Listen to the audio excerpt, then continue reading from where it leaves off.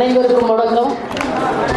ஒரு மிக ஹாட்டான டாப்பிக்கை ஒரு டல்லான டைமில் போட்டு நம்மளை வந்து ரொம்ப இதாக்குனதுக்கு ஆர்கனைசர்ஸ்க்கு நன்றி சொல்வதா, கண்டனம் கலந்த நன்றியை தெரிவித்துக் கொள்கிறேன். இந்திய மைய நீரோட்ட அரசியலில் பெண்கள் அப்படின்னு சொல்லி நான் இந்த டாபிக் முதல்ல வந்து நான் தனி உரிமை சட்டமும் பெண்களும் அப்படின்னு தான் அந்த ரீசெண்டான ஒரு உச்ச நீதிமன்ற தீர்ப்பை வச்சு எடுத்தேன். ஆனால் அது நேற்று நிறையா பேசினதும் அதே போலவே இருந்தது. ப்ளஸ் வந்து ஒரு எல்லாரும் கலந்த ஒரு கூட்டத்தில் ரொம்ப சட்ட நுணுக்கங்களை பற்றி பேசுகிறது ஒரு அப்பீலிங்காக இருக்காது. அப்போ ஒரு லா தெரிஞ்சவங்க ஒரு க்ரௌடில் பேசினா நல்லாயிருக்கும் அப்படின்னு சொல்லி நான் கொஞ்சம் அப்பீல் ரொம்ப நல்லா இம்பாக்ட் கிரியேட் பண்ணேன். இன்னொன்று வந்து தமிழக அரசியலில் வந்து ஜெயலலிதாவின் முன்னாள் முதலமைச்சர் ஜெயலலிதாவின் மறைவுக்கு பின் நடந்து கொண்டிருக்கின்ற பல்வேறு நிகழ்வுகளும் என்னை இதற்கு தூண்டியது. ஏன்னா தமிழ்நாடு அரசியலுங்கிறது ஒரு பிக் பிரேக்கிங் நியூஸாகவே கடந்த 2 வருடங்களாக ஒரு மீடியாவில் இருந்துகிட்டு இருக்கு. இந்த பிக் பிரேக்கிங் நியூஸை தர்றது வந்து ஒரு பெண் முதலமைச்சராக இருக்காரு. அப்போ ஒரு பெண்கள் சந்திப்பும் அதில் வந்து இதை எடுத்து பேசுறது தான் வந்து சரியாக இருக்கும் என்று எனக்கு பட்டது. இயல்பாகவே வந்து நான் எனக்கு அரசியலில் ஈடுபாடு இப்போ அதிகம் பர்சனலாக, அதனால எனக்கு ஏற்ற ஒரு டாப்பிக்குமாகவும் அது இருந்தது. இப்போ வந்து இந்தியாவை பொறுத்தவரை நம்ம எல்லாருக்கும் தெரியும், பாராளுமன்றத்தில் இந்திய அரசியலில் பெண்களோட பங்கெடுப்பு அதிகரிக்கணும். ஏன் அதிகரிக்கப்படலை இவ்வளோ நாளும்? ஏன்னா இங்கே எவ்வளோ பேர் இப்போ சாதாரணமாக ஒரு ஆவரேஜ் பாப்புலேஷன் எடுத்துக்கிறங்க, எவ்வளோ ஆண்கள் இருக்காங்க? 1 2 3 4 5. ஆனால் பெண்கள் எவ்வளோ பேர் இருக்கோம்? நிறைய பேர். பெண்கள் சந்திப்புனாலும் கொஞ்சம் கூட இருக்கலாம். ஆனால் எந்த ப்ரேயர் மீட்டிங் எடுத்துக்கிறங்க, எவ்வளோ ஆண்கள் இருக்காங்களோ அவ்வளோ பெண்களும் இருக்காங்க. ஆனால் அந்த முடிவெடுக்கிற இதில் வந்து அவங்க வந்து மிகவும் குறைவாக இருக்கின்றார்கள். அதனால தான் அவர்களுக்கான திட்டங்களை வகுப்பு, உதாரணமாக அந்த நேற்று நடந்தது மாதிரி ஒரு பாலியல் வன்புணர்ச்சி அல்லது பெண்கள் வந்து முடிவெடுக்கிற இடத்துக்கு வந்துட்டால் பெண்களுக்கான முடிவுகளை எடுப்பாங்களா, ஏன் எடுக்கல, அது 2வது கேள்வி. ஆனால் ஏன் அவங்க பெண்கள் முடிவெடுக்கிற இடத்துக்கே போக முடியாமல் இந்திய மைய நீரோட்ட அரசியலில் வந்து என்ன சிக்கல்கள் இருக்குது, அதை வந்து ஒரு விவாதிக்கிறது தான் இந்த கட்டுரையின் நோக்கம். இப்போ இந்திய மைய நீரோட்ட 33% பில்லு வந்துட்டா அது வந்து உங்களுக்கு தெரியும் எப்போ அந்த பில்லு ஒரு டிராஃப்ட் ஆனது. ஆனால் இன்னுமே அது வந்து பாராளுமன்றத்தில் வந்து நிறைவேற்றப்படவே இல்லை. என்னென்னலாமோ சட்டங்கள்லாம் கொண்டு வராங்க. கல்வி உரிமை சட்டம், அந்த உரிமை சட்டம், ரைட் டு இன்ஃபர்மேஷன் ஆக்டுங்கிறாங்க. ஆனால் பெண்களுக்கு ஒரு 100 சீட்டு கிடைச்சா 100 சீட்டு இருக்கிற ஒரு நாடாளுமன்ற சட்டமன்ற தொகுதியில் அவங்க 33 சீட்டு பெண்களுக்கு கூட அப்படிங்கிறதுக்கு நம்ம அரசியல்வாதிகளும் தயாராக இல்லை. பாராளுமன்றத்துக்கு போகிறவங்களும் அந்த மைய நீரோட்ட அரசியல் தலைவர்களும் தயாராக இல்லை. அது எதனால இப்படி வந்து இது தொடர்ந்து? ஆனால் வந்து பஞ்சாயத்து கவுன்சிலருக்கு 33% சீக்கிரமாக நிறைவேறிருக்கு. இதுக்கு வந்து என்ன உளவியல் ரீதியாக என்னன்னா, நீ வந்து ஒரு பஞ்சாயத்து லெவலில் இருந்துக்க, ஆனால் நீ சட்டமன்றத்துக்கோ நாடாளுமன்றத்துக்கோ நீ வந்து போகாத. அந்த ரோடு போடுறது அதுலேயுமே நமக்கு தெரியும், அது ரொம்ப அதுக்குள்ளே போக விரும்பல. அது பெண்களை வந்து ஒரு கைப்பாவையாகவும் கை பொம்மையாகவும் கையெழுத்து போடுகின்ற ஒரு ரப்பர் ஸ்டாம்பு மாதிரி தான் நிறையா வச்சுருக்காங்க. இப்போ அதுவும் நிறையா இன்டர்வியூன் பண்ணி கொஞ்சம் பெண்கள் அசெப்ட் பண்ண ஆரம்பிக்கிறாங்க. ஆனால் இந்த மைய நீரோட்ட அரசியலில் ஒரு இந்திய தமிழக ட்ரெண்ட் என்ன அப்படின்னு ஆய்வு பண்ணால், மைய நீரோட்ட அரசியல் அப்படின்னு வரும்போது அதில் ரொம்ப முதலமைச்சராகவும் பிரதம மந்திரியாகவும் இருந்தவங்க வந்து ஒரு இந்திரா காந்தி இருந்திருக்காங்க, ஜெயலலிதா இருந்திருக்காங்க. ஒரு பொசிஷனில் கரெக்டாக எலெக்டட் ஆகி வந்தவங்க நிறைய பேர் இருக்காங்க. ஆனால் எலெக்டட் ஆகி ஒரு கான்ஸ்டிடியூஷனல் போஸ்ட்டுக்கு வர்றவங்க இந்திரா காந்தி வந்திருக்காங்க, ஜெயலலிதா வந்திருக்காங்க, யூபி முதல்வராக மாயாவதி வந்திருக்காங்க, மம்தா பானர்ஜி வந்திருக்காங்க. இப்போ இவங்க மம்தா இவங்க 3 பேரோட இந்த 4 பேரோட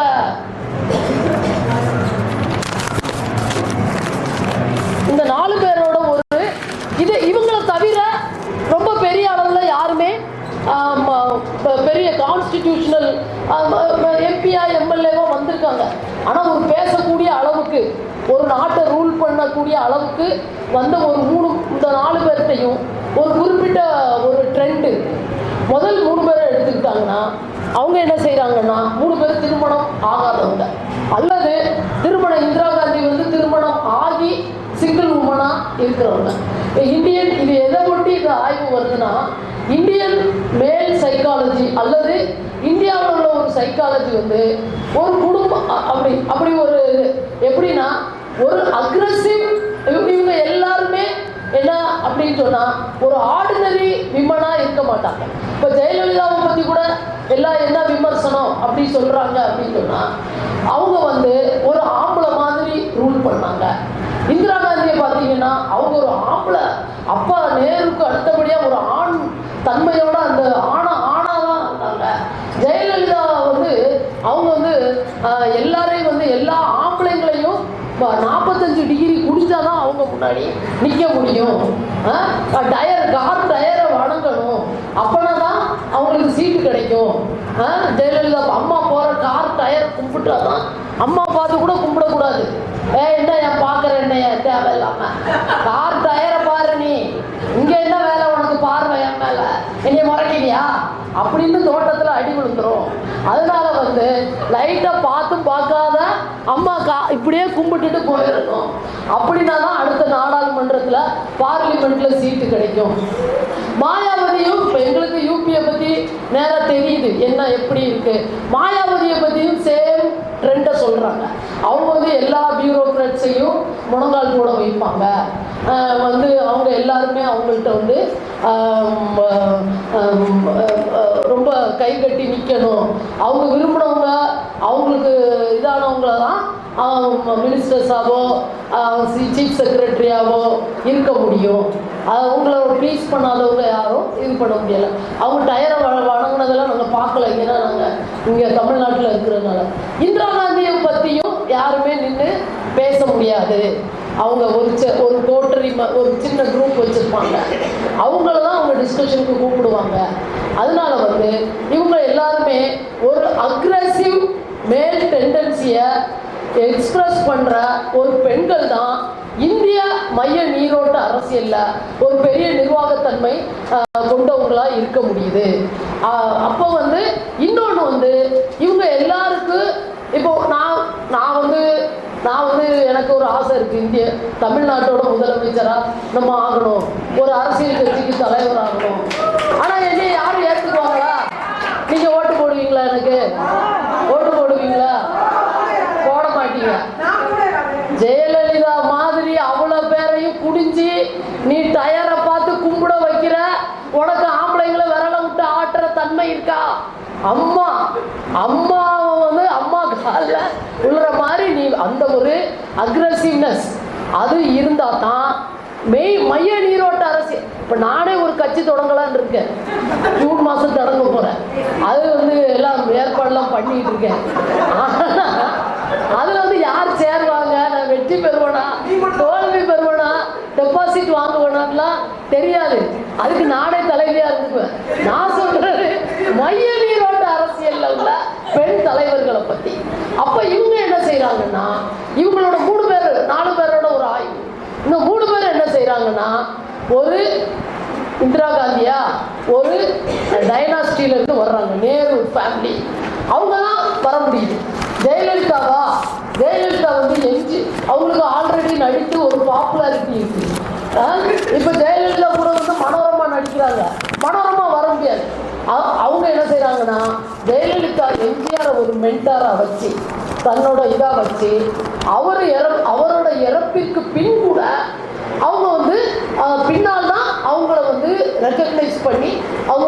ஸ்ட்ரீம் பொலிட்டிக்கல் பார்ட்டியோட பொதுச் செயலாளரா, அம்மா நிரந்தர பொதுச் செயலாளர் அப்படின்னு இன்றைக்கு போயஸ் கார்டன்ல ரெய்டு போனா எல்லாரும் அம்மா நிரந்தர பொதுச் செயலாளர், அம்மா சாகல, நீ வந்து கோயில் போயஸ் தோட்டம் கோயில், நீ அதுக்குள்ள நுழையக்கூடாது ஐடி அப்படின்னு வெளியில வந்து டெமான்ஸ்ட்ரேட் பண்ற அளவுக்கு ஒரு கரிஸ்மா அவங்களுக்கு, எம்ஜிஆரோட கரிஸ்மாவை அவங்க வந்து எடுத்துக்கிட்டாங்க. மாயாவதியும் முதல்ல கன்சிராம் தான் அந்த பகுஜன் ஃபார்முலாவை ஆரம்பிக்கிறாரு. அதுக்கப்புறம் வந்து அவங்களும் வந்து அந்த அவரோட ஃபார்முலா வச்சு அவருக்கு உடம்பு சரியில்லாதப்ப அவங்களும் அந்த மைய நீரோட்டத்துக்கு வர்றாங்க. இவங்க எல்லாருமே இந்திய ஆண் உளவியல் எப்படி இருக்குன்னா, அவங்க வந்து ஒரு சாஃப்ட் விமன் பொலிட்டீஷியன் அவங்களுக்கு வந்து அவங்க ஒரு கான்ஸ்டியூஷனல் போஸ்ட்ல பார்க்க மாட்டாங்க. அவங்க வந்து அவங்கள கண்ணில் விரல விட்டு ஆட்டுகிற, அவங்கள வந்து காலில் விழுந்து சாஷ்டாங்கம் பண்ணுகிற, அவங்க உடம்புக்கு சரியில்லைன்னா பால் குடம் தூக்கி செல்ல வைக்கிற ஆண்கள் தான், ஆண்கள் அந்த பெண்கள் தான் அவ்வளோ ஒரு அக்ரெசிவ்னஸ் கமாண்டிங். இதை தான் இந்திய ஆண்களோட உளவியல் வந்து அவங்கள வந்து மைய நீரோட்ட அரசியலில், அதான் நான் ஆரம்பத்திலே சொல்லிட்டேன், மைய நீரோட்ட அரசியலின் தலைவிகளாக ஏற்று ஒரு நிரந்தர பொதுச் செயலாளர், நிரந்தர முதல்வர் அம்மா அப்படின்னு சொல்லி அந்த கோஷம் போடுற அளவுக்கு ஒரு கரிஸ்மாவை வந்து அவங்களுக்கு வந்து இவங்களே கொடுக்குறாங்க. இதில் எப்படின்னா இவங்க எல்லாருமே இது வந்து ஒரு ஆய்வு, நான் இது சரி தவறு அப்படி சொல்லலை, ஒரு ஆம்பளத்தன்மையை அவங்களுக்கு இருக்கணும்.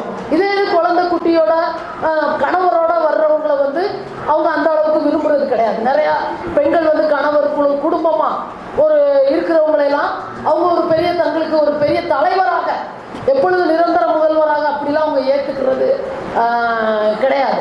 அப்புறம் வந்து என்னன்னா இவங்க எல்லாருமே ஒரு என்ன ஒரு ஒரு சிங்கிள் உமனாகவோ அல்லது கணவரை இழந்தவர்களாகவோ அல்லது தனித்து வாழும் சிங்கிள் உமன் அப்படி இருக்கணும்னு விரும்புகிறாங்க. இதில் ஒரு டிஃப்ரெண்ட்டான ஒரு ஆள் வந்து மம்தா பானர்ஜி. அவங்க மட்டும்தான் எந்தவித அரசியல் பின்னணியோ ஒரு டைனாஸ்டி பேக்ரவுண்டோ இவங்கள மாதிரி மம்தா மாதிரியோ இவங்க மாதிரியோ இல்லாமல் அவங்க வந்து தானாகவே ஒரு கிராஸ் ரூட்ல ஒர்க் பண்ணி, ஆனால் அவங்களும் திருமணம் ஆகாதவங்க சரியா, தானாகவே எந்தவித இல்லாமல் ஒரு கிராஸ் ரூட் மூவ்மெண்ட்டை அவங்க அரசியல் காங்கிரஸ்ல இருந்து காங்கிரஸோட போக்கு பிடிக்காம அப்புறம் சிபிஎம் ரொம்ப அக்ரெசிவாக எதிர்த்து அதுக்கப்புறம் வந்து வந்தவங்க. இதில் எப்படி பார்த்தீங்கன்னா பெண்கள் மற்ற பெண்கள் அரசியலில் இருக்கிறவங்க அப்படின்னு சொல்ல போனால் அவங்க எல்லாருமே ஒரு தனிப்பட்ட அரசியல் ஐடென்டிட்டிகளாக இல்லை, ஒரு மைய நீரோட்ட அரசியலில் மகளிர் அணி தலைவிகள். எப்போ பார்த்தீங்கன்னா எல்லாருமே பார்த்தீங்கன்னா மகளிர் அணி தலைவி எனக்கு போஸ்ட் கொடுத்துருக்காங்க. எந்த பெண்களுக்குமே வந்து ஃபினான்ஸ் இன்சார்ஜாக கொடுக்க மாட்டாங்க, அல்லது உள்துறை செயலாளராக பெண்களை போட மாட்டாங்க, அல்லது பொதுப்பணித்துறை செயலாளராக போட மாட்டாங்க. ஏன்னா அவங்கள என்னத்துக்கு போடுவாங்கன்னா மகளிர் அணி தலைவி. இந்த மகளிர் அணி தலைவிகளோட வேலை என்னன்னா, தலைவரை அரெஸ்ட் பண்ணும்போது கூட்டம் காட்டி ஜெயில முற்றுகையிடுறது, போராட்டம் நடத்துறது, கெரோ பண்றது, பஸ்ஸை மறிக்கிறதுக்கு ஆள் சேர்க்கிறது. ஏன்னா இப்போ வெளிப்படையாகவே சொல்லுவாங்க, பெண்களை நிறைய முன்னணியில் போய் இருந்தால் தான் ரொம்ப அரெஸ்ட் பண்ண மாட்டாங்க, லத்தி சார்ஜ்லாம் பண்ண மாட்டாங்க, ரொம்ப சாஃப்ட் செக்ஷனில் போடுவாங்க. அதுக்குன்னே எல்லா அரசியல் கட்சிகளும் மைய நீரோட்ட அரசியல் கட்சிகளும் பெண்கள் அணிகளை வந்து மகளிர் அணிகளை வச்சுருக்காங்க. இவங்க வந்து மகளிர் அணி தினங்கள் கொண்டாடுறது, மகளிர் தினத்துக்கு வந்து ரத்த முகாம் பிளட் டொனேஷன் கொடுக்குறது, இந்த மாதிரி வேலைகள் வந்து இவங்க இந்த சேவைகள் அரசியல் கட்சிகளை வந்து சஸ்டெயின் பண்ணி பெண்கள்லாம் இங்கே இருக்காங்க, அவங்கெல்லாம் வந்து தொண்டு நோக்கோடு இருக்காங்க அப்படின்னு சொல்லி அந்த மாதிரி பணிகளை அவங்க நிறைவேற்றுறாங்க. அரசாங்கத்துக்கு ஒரு சிக்கல் வரும்போது திரளாக பெண்களை அணிதிரட்டி போராட்டங்கள் நடத்துவது, இந்த மாதிரி இருக்காங்க. இதுக்கு வந்து எந்த புரட்சிகரமான அரசியல் கட்சிகளும் விதிவிலக்கு கிடையாது. சிபிஎம்ல பார்த்தீங்கன்னா பிரகாஷ் கரத் இருக்காரு, அவர் பொதுச் செயலாளராக இருந்திருக்காரு. ஆனால் அதான் எவனாவது ஒருத்தர் பிருந்தா கரத்தை ஆக்க வேண்டியதானே, எவனும் ஆக்க மாட்டானுங்க. அவன் அந்த மார்க்சியம், முதலாளித்துவம், ஆணாதிக்கம், சொத்துரிமை, குடும்பம், தனி சொத்து எல்லாம் பேசி விவாதிப்பாங்க.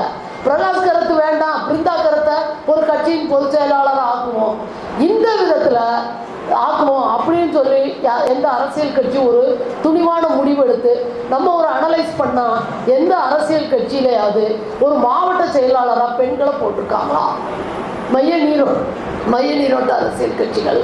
அதில் வந்து பிஜேபி வந்து அவங்க வந்து என்னன்னா தமிழ்நாட்டில் ஒரு காலுன்றதுக்காக ஒரு வித்தியாசமான மூவ் எடுக்கணும் அப்படிங்கிறதுக்காக நம்ம அக்கா தமிழிசையை போட்டு வச்சிருக்காங்க.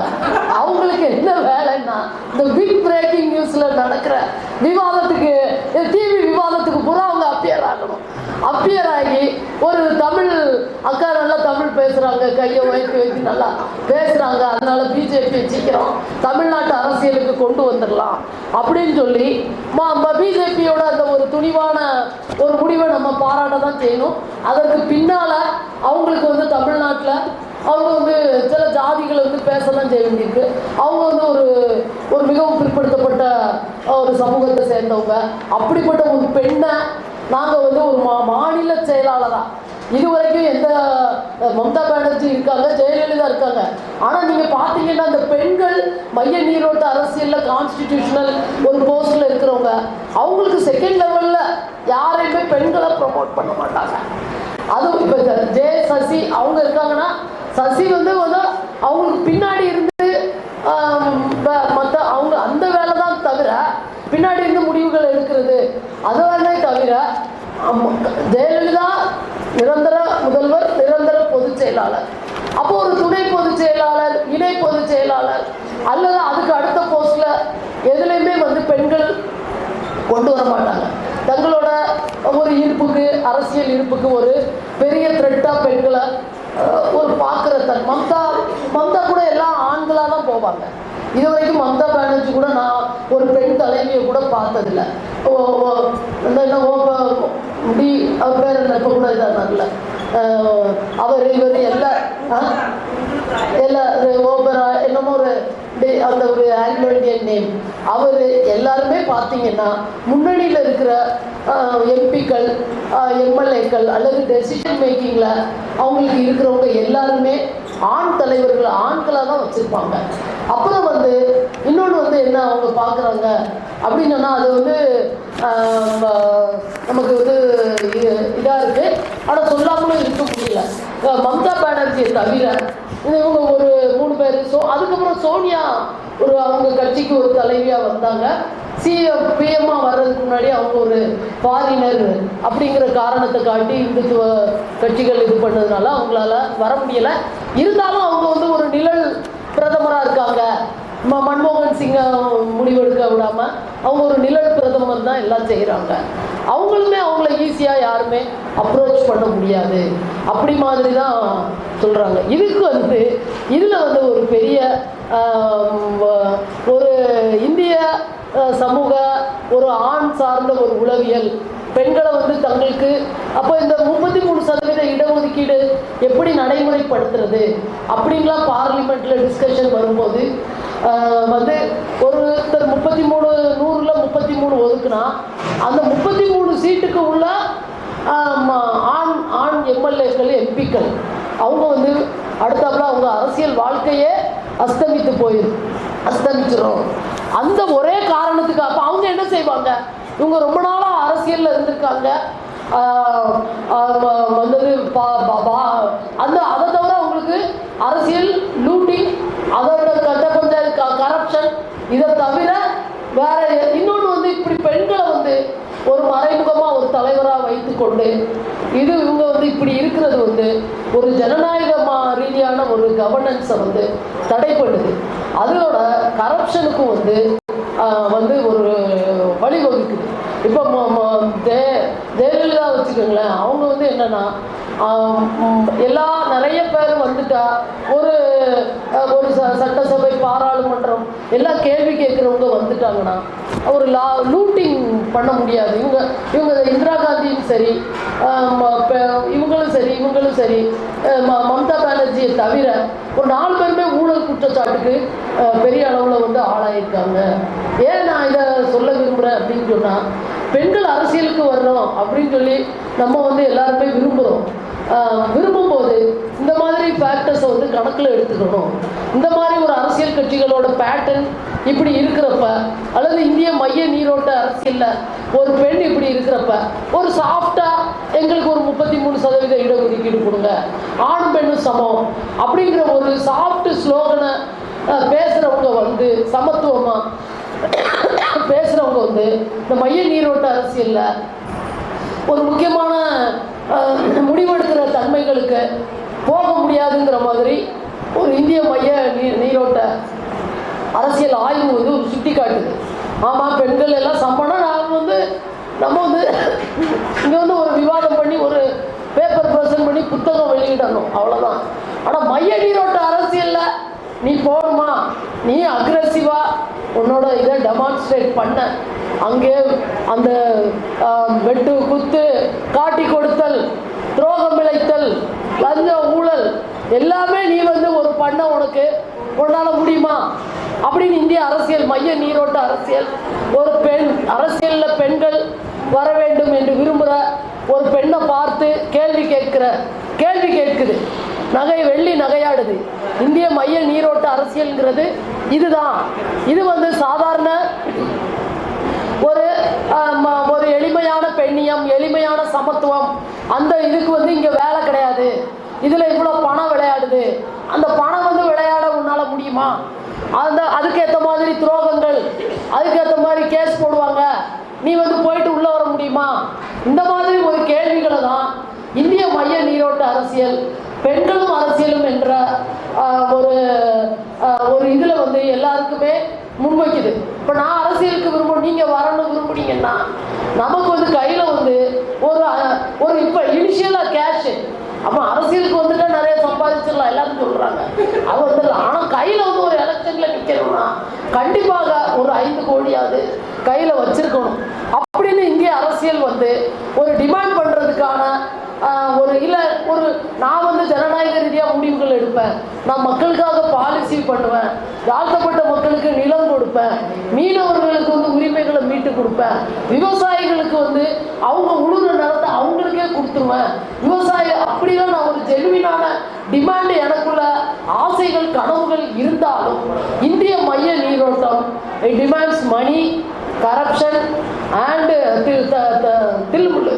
இதெல்லாம் பண்ணுறதுக்கு உனக்கு தில் இருந்தா நீ இந்த பக்கம் எட்டி பாரு, இல்லைன்னா நீ வந்து போய்கிட்டே இரு, இந்த பக்கத்தை நாங்கள் பார்த்துக்கிறோம்.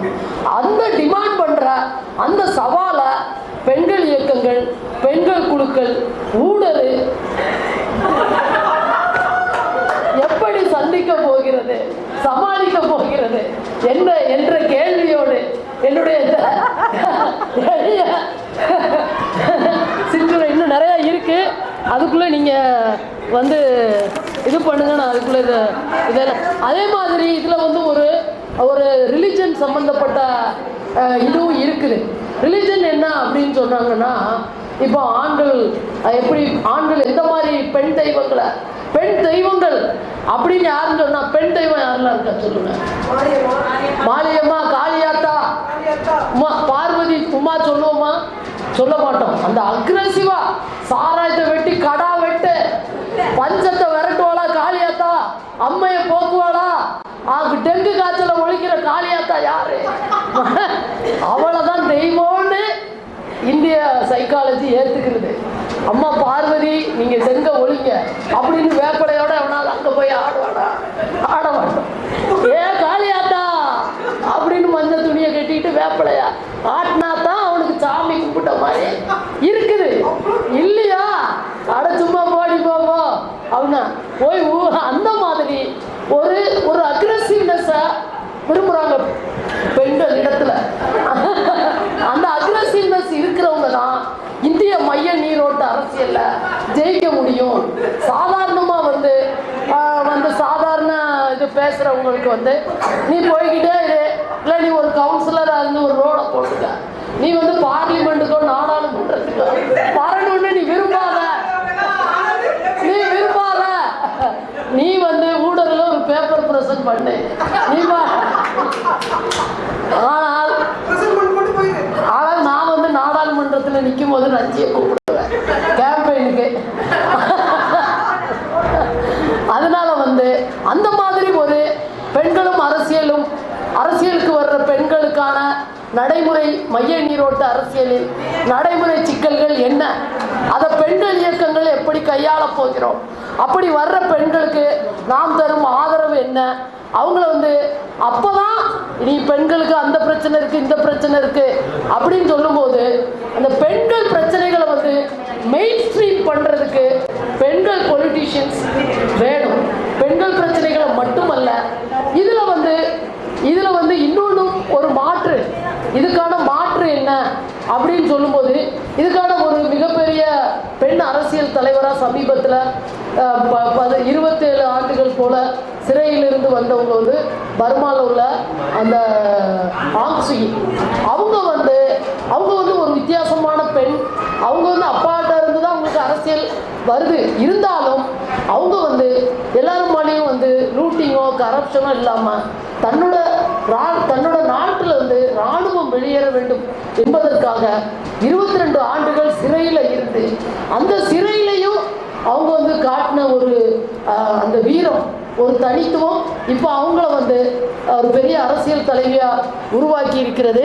அவங்க அரசியல் தலைவியாக ஆன உடனே அவங்க கொடுத்த ஒரு அறிக்கை, நான் நமது இராணுவ ஆட்சியில் ஜனநாயகம் மனித உரிமைகள் முழுமை பெற பெண்கள் முன்வர வேண்டும், பெண்கள் அரசியலை வீட்டுக்குள் ஊடுருவி வைக்க வேண்டும், நமது நாட்டில் இராணுவ கொடுமைகள் முற்றுப்பெற்று ஜனநாயகம் மலர நான் எல்லோரோடும் உரையாடல் நடத்த தயாராக இருக்கிறேன். உரையாடலும் மன்னிப்புமே பெண்களுக்கான மனித நேயம் மிக்க அரசியலை கொண்டு வர முடியும் என்று அவங்க வந்து ஒரு பெரிய அறிக்கை விட்டாங்க. அவங்க தான் அரசியலுக்கு வர்ற பெண்களுக்கு ஒரு பெரிய மாடலாக ஒரு கனவாக இருப்பாங்க. அதுபோல் அந்த மாதிரி ஒரு மாற்று அரசியலுக்கான உரையாடல் தேடலை நாம் முன்னெடுத்து செல்ல வேண்டும். எனக்கு இந்த வாய்ப்பு கொடுத்த ஊடகருக்கும் தலைவி என்னுடைய மாதவி அவர்களுக்கும் உங்கள் அனைவருக்கும் என்னுடைய மனமார்ந்த நன்றியை தெரிவித்துள்ளேன். என்னுடைய தலைப்பு வந்து வீடும் பாராளுமன்றமும். அந்த வீட்டிலிருந்து பாராளுமன்றம் வரை என்று எடுத்துக்கொள்ளலாம். ஆனால் நான் வீட்டை குறைச்சி பாராளுமன்றத்தை மிகவும் மேலான ஒரு இடமா நான் கருதாமல் ரெண்டையும் ஒரே தளத்தில் வச்சு செய்ய வேண்டும் நினைச்சபடியா வீடும் பாராளுமன்றமும் அந்த மைய நீரோட்டத்தில் உள்ள சுழிகளும் அதில் பெண்களுக்கு இருக்கிற எதிர்நீச்சலும் தொடர்பாக இந்த ஆஸ்திரேலியன் பெண்களை மட்டும் முன்வைத்து நான் கல்வி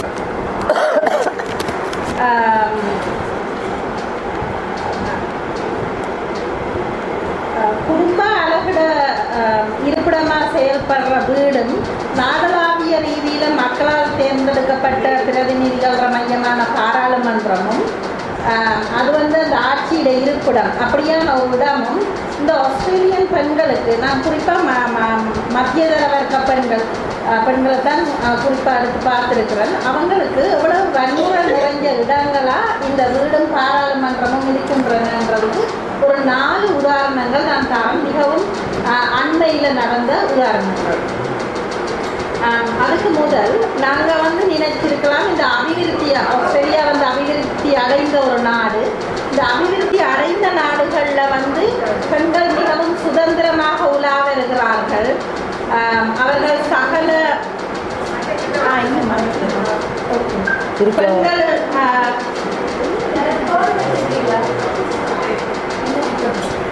அப்போ இந்த அபிவிருத்தி அடைந்த நாடுகளில் வந்து பெண்கள் மிகவும் சுதந்திரமாக உலா வருகிறார்கள். அவர்கள் சகல உடனேயும் இருக்கிறார்கள் என்றது மட்டுமில்லை, அதுக்கும் இன்னும் கொஞ்சம் மேலே போய் இவங்களுக்கு கொஞ்சம் தூமச் உரிமைகள் இருக்கு. இந்த மேற்கு நாடுகளில் இல்லாட்டி ஆஸ்திரேலியா போன்ற நினைச்சிருக்கலாம். இந்த அபிவிருத்தி அடைஞ்ச நாடு என்று சொல்லிக்கல நாங்கள் வந்து எல்லா வகையிலையும் அபிவிருத்தி அடைந்தோன்னு சொல்லாமல் பொதுவாக அது அந்த கலா வருமானத்தையும் பொருள் உற்பத்தியையும் அந்த அதுகள் தொடர்புடைய அந்த பொருளாதாரத்தை மையமாக வச்சுதான் நாங்கள் அபிவிருத்தி அடைந்த நாடுன்னு சொல்கிறோம். அப்போ அந்த அபிவிருத்தி அடைந்த நாட்டில் வந்து சமூகத்தை வந்து ஓரளவு முன்னறின சமூகம் தான் இருக்குது என்றது வந்து உண்மை. ஆனால் அது எவ்வளவு தூரம் வந்து பெண்கள உரிமைகளை முழுதாக பயன்படுத்தி கொள்ள இடம் தருகிறது என்றது வந்து கேள்விக்குரிய விடயம். உதாரணமாக அபிவிருத்தி அடைந்த நாடுகளில் வந்து கல்வி கற்கிறதுக்கு தொழிலுக்கு போவதற்கான வசதிகள் எல்லாம் இருக்குது, அதுக்கான உரிமை இருக்குது. தொழிலுக்கு போகிறதுக்கான வசதி எல்லைகளை நடிச்சாமம் இரவு 3 மணிக்கு வெளியில் அடிக்கலாம், அந்த மாதிரியான வசதிகளும் இருக்குது. ஆனால் அது இந்த சமூகத்திலேயோ இலங்கை சமூகத்திலேயோ அது கொஞ்சம் கஷ்டம். இலங்கை சமூகத்தில் இன்னும் போருக்கு பிறகு போருக்கு முதல் போர் காலங்களில் மிகவும் கஷ்டமான விஷயம். அப்போ இந்த மாதிரியான உரிமைகள் இருக்கிறது வந்து சமூகத்தை மேம்படுத்தின விஷயங்களை நாங்கள் ஏற்றுக்கொள்ளலாம். ஆனால் இதே பெண்கள் வந்து நீ வேலைக்கு போகலாம், அவ்வளோதான்.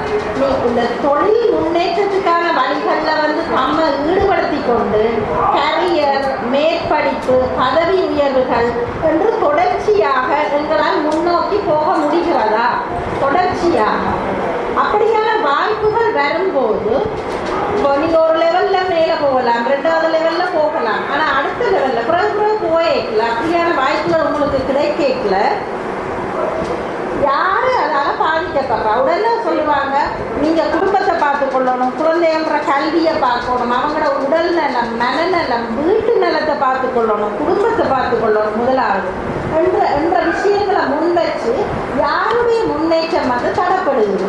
பெண்ணோட முன்னேற்றம் தான் தடப்படுது. அந்த வீட்டில் இப்போ 2 பேர் இருந்தால் அந்த பெண்ணை தான் சொல்கிறாங்க. அப்போ ஒரு அளவுக்கு வந்து அவர்களால் இந்த ஆஸ்திரேலிய பெண்களால் வந்து வேலைகளுக்கு, படிப்பு, எல்லாத்துக்கும் வசதிகள் எல்லாம் இருந்தாலும் ஒரு அளவுக்கு மேலே அவர்களால் மேலே போக முடிவதில்லை என்றதை தான் நான் சொல்கிறேன்.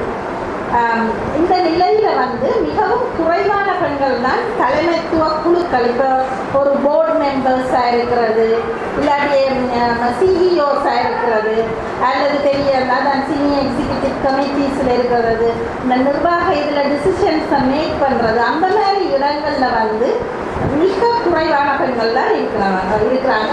அரசாங்கத்தில் மட்டுமில்லை, கார்ப்பரேட் நிறுவனங்கள்லையும் கூட. அப்போ இந்த அதி உயர் பதவிகள் என்று தான் சொல்கிறேன். அந்த பதவிகளை வந்து இன்னமும் அந்த இடங்கள் வந்து பாய்ஸ் கிளப்பாக தான் இன்னமும் இருக்குது. அதுக்கு வந்து ஒரு புள்ளி விவரம் வந்து அவங்க கொடுத்துருக்குறாங்க.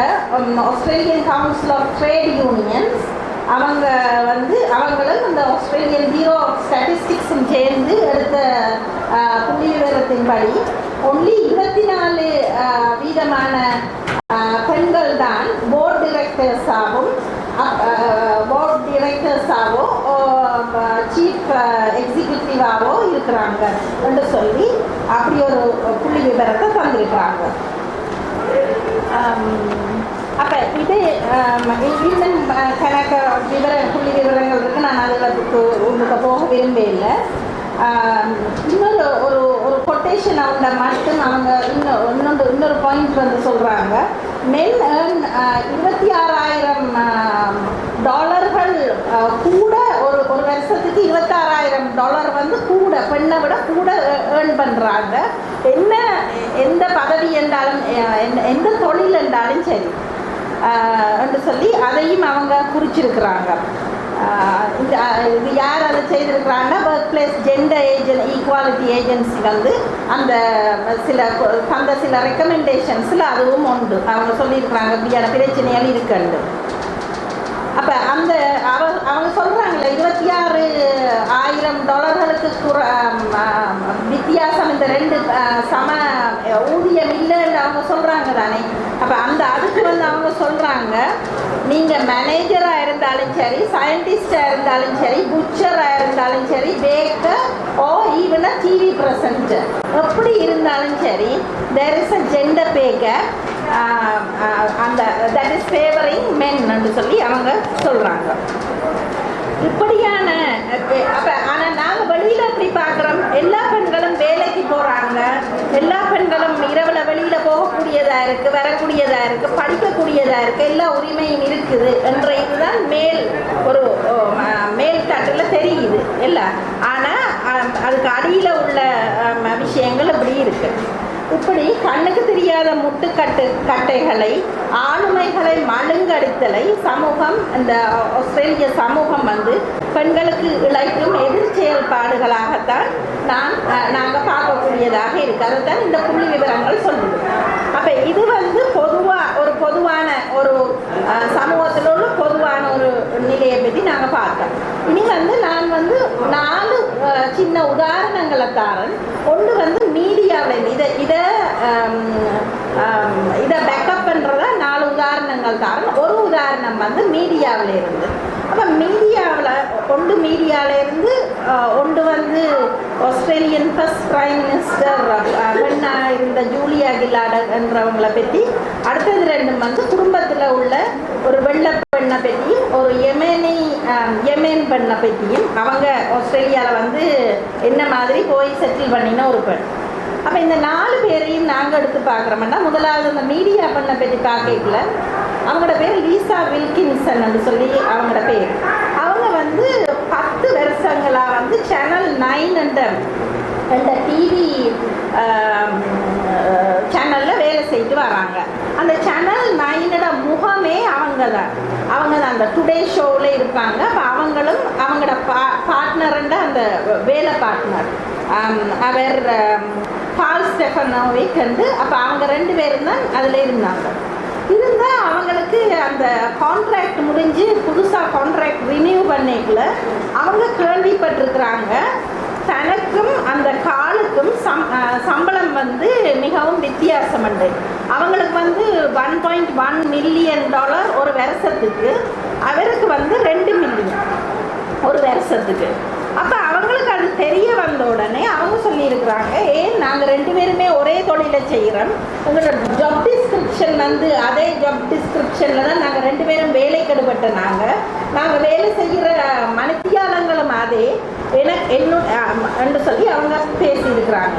அப்போ அந்த கம்பெனி ரூபர்ட் மர்டாக்கோட கம்பெனி அவங்க சொல்லியிருக்கிறாங்க அப்படி கூட்ட முடியாதுன்னு. அப்போ அந்த விஷயம் வந்து உடனே மீடியாவுக்கு வெளியில் தெரிய வேற. பிறகு அவங்க வந்து இந்த நெகோசியேஷன்ஸில் வந்து உனக்கு வேணுமெண்டா 1.8 மில்லியன் தரலாம், ஆனால் அவருக்கு சமமாக தர முடியாது என்று சொல்லியிருக்கிறாங்க. அப்போ ஏன் தர முடியாது என்று சொல்லி பார்க்குறது ஒரு பக்கம்.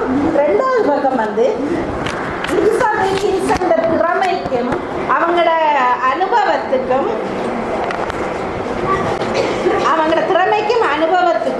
உண்மையாக 2 பேருக்கும் ஒரே அளவு சம்பளம் தான் கொடுத்துருக்கணும். அப்போ இந்த பிரச்சனையில் அவங்க அந்த வேலையை ரிசைன் பண்ணுறாங்க. ரிசைன் பண்ணி அரை மணி நேரத்தில் இன்னொரு சேனலில் அவங்களுக்கு அதே 2 மில்லியன் கொடுத்து அவங்கள வேறொரு சேனல் 10 ஒரு சேனலில் அவங்கள வேலைக்கு சேர்க்குறாங்க. அப்போ இதில் வந்து முழு மீடியாவுமே ஒரு பயங்கரமாக பொங்கி எழுந்தாங்க. ஏனெண்டா அந்த சேனல் 9 முகமாக இருக்கிற ஒரு மிகப்பெரிய ஃபேமஸான ஒரு ஜேர்னலிஸ்ட்டுக்கே இப்படியான பிரச்சனைகள் நடக்குதுண்டா, ஒரு சாதாரண லெவலில் மீடியாவில் வந்து அந்த ஆரம்ப காலங்களில் அப்படி மிதந்து வர பெண்களுக்கு எல்லாம் என்ன நடக்கும்னு சொல்லி இப்போ இன்று வரைக்கும் அந்த சேனல் 9 இப்போ அவர் மட்டும்தான் இருக்கிறார். என்னென்னா வேறு பெண்கள் ஒருத்தருமே அவங்க அதில் வேலைக்கு போக மாட்டோம் என்று சொல்லி ஒருத்தருமே போக இல்லை. இப்போ இன்னும் அந்த கால் ஸ்டெஃபனோவிக் மட்டும்தான் இருக்குது. அப்படி ஒரு உதாரணம். இன்னொரு உதாரணம் வந்து அப்போ இது வந்து மிகவும் 1 மில்லியன் 2 மில்லியன் உழைக்கிற பெண்களுக்கு இப்படி திறமையான பெண்களுக்கு இப்படியான நிலை வந்திருக்கு. அடுத்த உதாரணம் வந்து ஆஸ்திரேலியன் ஒரு வெள்ளை இன பெண் வந்து டாரா காஸ்டிகன். அவங்க கேன்பரால தான் இருந்தாங்க. ஆனால் அவங்க இருக்கைக்குள்ள எங்களுக்கு தெரியல, அவங்க இல்லாமல் போன அப்புறம் தான் எங்களுக்கு எல்லாம் தெரிய வந்தது. அந்த வெள்ளை பெண் வந்து 2015ஆம் ஆண்டு மார்ச் மாதம் வந்து அவங்களுக்கு 28 வயசு. அவங்களுக்கு 3 குழந்தைகள், 11 வயது, 9 வயது, மெட்ட குழந்தை பிறந்து 7 நாட்கள். சரிங்களா? அப்போ அப்படி இருக்கையில் அவங்களுக்கு வந்து அவங்களுக்கும் அவங்களோட துணைவருக்கும் சில பிரச்சனைகளால் இவங்க என்ன செய்திருக்கிறாங்க, அவருக்கு எதிராக வந்து டொமஸ்டிக் வயலன்ஸ் ஆர்டர் எடுத்திருக்காங்க. டிவிஓன்னு சொல்லுவோம் இல்ல, அந்த ஆர்டர் எடுத்திருக்காங்க. அப்போ குழந்தை பிறந்துச்சுது. முதல் 2 பிள்ளைகள் இருக்குது. அடுத்த குழந்தை பிறந்துச்சு. அவங்களோட சகோதரி வந்து இவவோட நிற்கிறா. தாராவோட சகோதரி வந்து அவவோட வீட்டில் நிற்கிறா. இருக்கிற நேரம் இந்த டொமஸ்டிக் வயலன்ஸ் ஆர்டரை வந்து இவங்க எடுத்ததை வந்து அங்கே கொண்டு போய் அவங்க அந்த ஹஸ்பண்டை அந்த பார்ட்னர் இருக்கிற இடத்துல கொண்டு போய் கொடுத்துருக்குறாங்க. இப்படி நீங்கள் இனி அவங்களோட இத்தனை அடிக்கு கிட்ட போக முடியாது, 100 மீட்டர் அப்படி அந்த அளவு இருக்குமில்ல, அதுக்கு அங்கால தான் நீங்கள் அவங்கள நின்று பார்க்க முடியுமோ பேச முடியுமோ எதென்றாலும் கிட்ட போக முடியாது. அவருக்கு சரியான கோபம் வந்துட்டு, கோபம் இல்லை வெறி வந்துட்டுது. அவர் அங்கே கடைக்கு போய் ஒரு பெரிய அரிவாளா எல்லா ஊர்லேயும் அரிவாளை எடுத்துட்டு வாங்கிட்டு வந்து வாசலில் இறங்கி நேர இந்த பெண்ணோட வீட்டுக்குள்ளே வந்து, அப்போ 1 வாரத்துக்கு முதல் அவர் வேறு இடத்துக்கு போயிட்டார். ஆனால் அதுக்குள்ளே இங்கே வந்து எடுத்துகிட்டு வந்து இவங்க குழந்தைய வச்சு தூங்க வச்சு கொண்டு இருக்கிற நேரம், தங்கச்சியும் இருக்கிற நேரம் ஓடி வந்து அவர் அவங்க முதுகில் இன்னும் அவங்க ஓடி இருக்கிறாங்க. குழந்தைய கொண்டு வெளியில் ஓட அவர் முதுகில் வெட்ட அந்த நரம் பறந்து அவங்க இறந்துட்டாங்க. அதுலேயே இது பண்ணிட்டாங்க. ஆனால் அந்த குழந்தை காப்பாற்றப்பட்டுட்டு சரி 7 நாள் குழந்தை. அப்போ அதுக்கு அப்போ அந்த இடத்துலையும் இந்த அப்போ வெள்ளையின பெண்ணுக்கும் வீடு வந்து சேஃபாக இல்லை, அந்த பெண்ணுக்கும் இப்படியான ஒரு நாள் ஒரு பிரச்சனை இருக்கிறதால ஒரு இப்படி வெட்டு வந்து ஒரு வெட்டு விழுந்து ஒரு கொலை நடக்குதுன்னு சொன்னால் அது இன்றைக்கு தான் முதல் நடந்ததுன்னு இல்லை. அது கொலை வந்து எஸ்கலேட் ஆகி போயங்கள தான் அது நடக்கும். அப்போ அதுக்கு முதல் பல தடவை அப்படி நடக்கல இந்த பெண் வெளியில் பெருசாக பேசி நண்பர்கள் குடும்பங்கள் அதுகளுக்குள்ளெல்லாம் பேசி அப்படி ஹெல்ப் எடுத்ததா இல்லை அதுக்கு போனதா வந்து எவிடன்ஸ் இல்லை. அப்போ இப்படி அந்த பெண் அவங்களோட உயிர் போயிருக்கு. இது அப்போ நான் என்ன சொல்ல வரேன்னா, வீடு வந்து எல்லா பெண்களுக்கும் சில நேரங்களில் வந்து ஒரு வன்முறை நிறைந்த இடமாகத்தான் இருக்கு. சரியா? எந்த நேரமும் இல்லை, சில நேரங்களில் அது வன்முறையில் உச்சமாகவும் போகுது. அப்போ அதுக்கு பிறகு கேஸ் நடந்து 2 வருஷத்துக்கு பிறகு அதற்கு 32 வருஷ ஜெயில் தண்டனை கொடுத்துருக்குறாங்க, ஆயுள் தண்டனை. இப்போ என்னன்னு சொன்னால், இந்த அபிவிருத்தி அடைந்த நாடுகளில் வந்து ஆயுள் தண்டனைன்றது 10 இல்லாட்டி 15 வருஷம் தான். அப்படி 15 வருஷம் ஒரு கொலை செய்தால் 8 வருஷம் தான் ஜெயில் தண்டனை, 8 வருஷம் தான். அப்படி நான் செய்யணும்னு சொல்லல. இப்போ 20 வயசில் ஒரு ஆள் கொலை செய்தாருன்னா 28 வயசில் வெளியில் வந்து வாழ்க்கையை தொடரலாம், அதுக்குரிய எல்லா உதவிகளும் செய்வாங்க. ஆனால் இப்போ இவருக்கு 32 வருஷம் கொடுக்குறாங்கன்னு சொன்னால் அது எவ்வளவு கொடூரமான விடயம்ன்றதை அவங்களும் கருத்தில் கொண்டு இருக்கிறாங்க, சட்டம் கருத்தில் கொண்டு இருக்கு. அப்போ இது வந்து முதலாவது, இது வெள்ளை இன பெண்ணுக்கு நடந்த. 3வது வந்து வில்கின்சன் முதல் பார்த்தோம் மீடியா, அப்புறம் இந்த வெள்ளை பெண்ணை பார்த்தோம். 3வது வந்து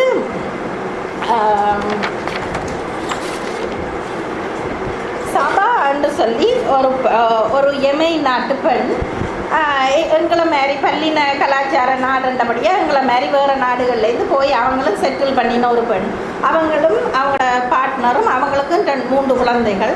அவங்களுக்கும் குழந்தை பிறந்து 2 மாதம் 2 கிழமை. அப்போ அவங்களுக்கு வந்து இந்த நாட்டில் ஆஸ்திரேலியாவிலே இருக்கத்தான் அவங்களுக்கு விருப்பம். ஆனால் அவங்களோட கணவர் வந்து அவருக்கு யெமெனுக்கு திரும்பி போகத்தான் விருப்பம். அவர் வந்து இந்த இதுகள் ஐசிஸ் அந்த அதுகளோட அப்படி தொடர்பண்டி இல்லை அந்த, ஆனால் அதுகளில் ஈடுபாடு அவருக்கு இருக்குது. சரியா? அப்போ அவங்களுக்கு நடந்தது டாரா காஸ்டிகனுக்கு நடந்ததை விட மோசம். என்னென்னா ஒரு நாள் பல தடவைகள் பிரச்சனைகள் வந்து அந்த பெண்ணிட குடும்பமும் தாய் தகப்பனும் அங்கால பக்கத்து வீடுகளில் தான் இருந்திருக்கிறாங்க. அப்போ ஒரு நாள் இரவு தொடங்கின வாய்த்தர்க்கம் விடிய காலையில் 2-3 மணிக்கு அந்த பெண்ணுக்கு 57 குத்து விழுந்திருக்கு கத்தியால். அந்த பெண்ணுக்கு குத்தி அந்த பெண் அந்த குழந்தைய அப்படியே கட்டிலில் வச்சு அப்படியே அதுக்கு மேலே ரோல் பண்ணி விழுந்திருக்கிறாங்க பிள்ளையை காப்பாற்றுறதுக்காக. அப்போ பிள்ளை தப்பி இருக்குது. மற்ற 2 பிள்ளைகளும் என்ன நடந்ததுன்னா அவங்களுக்கு தெரியும். மற்ற 2 பிள்ளைகள்லையும் ஒரு பிள்ளைக்கு 7 வயது, மற்ற பிள்ளைக்கு 5 வயது. இது மற்றது சின்ன பிள்ளை.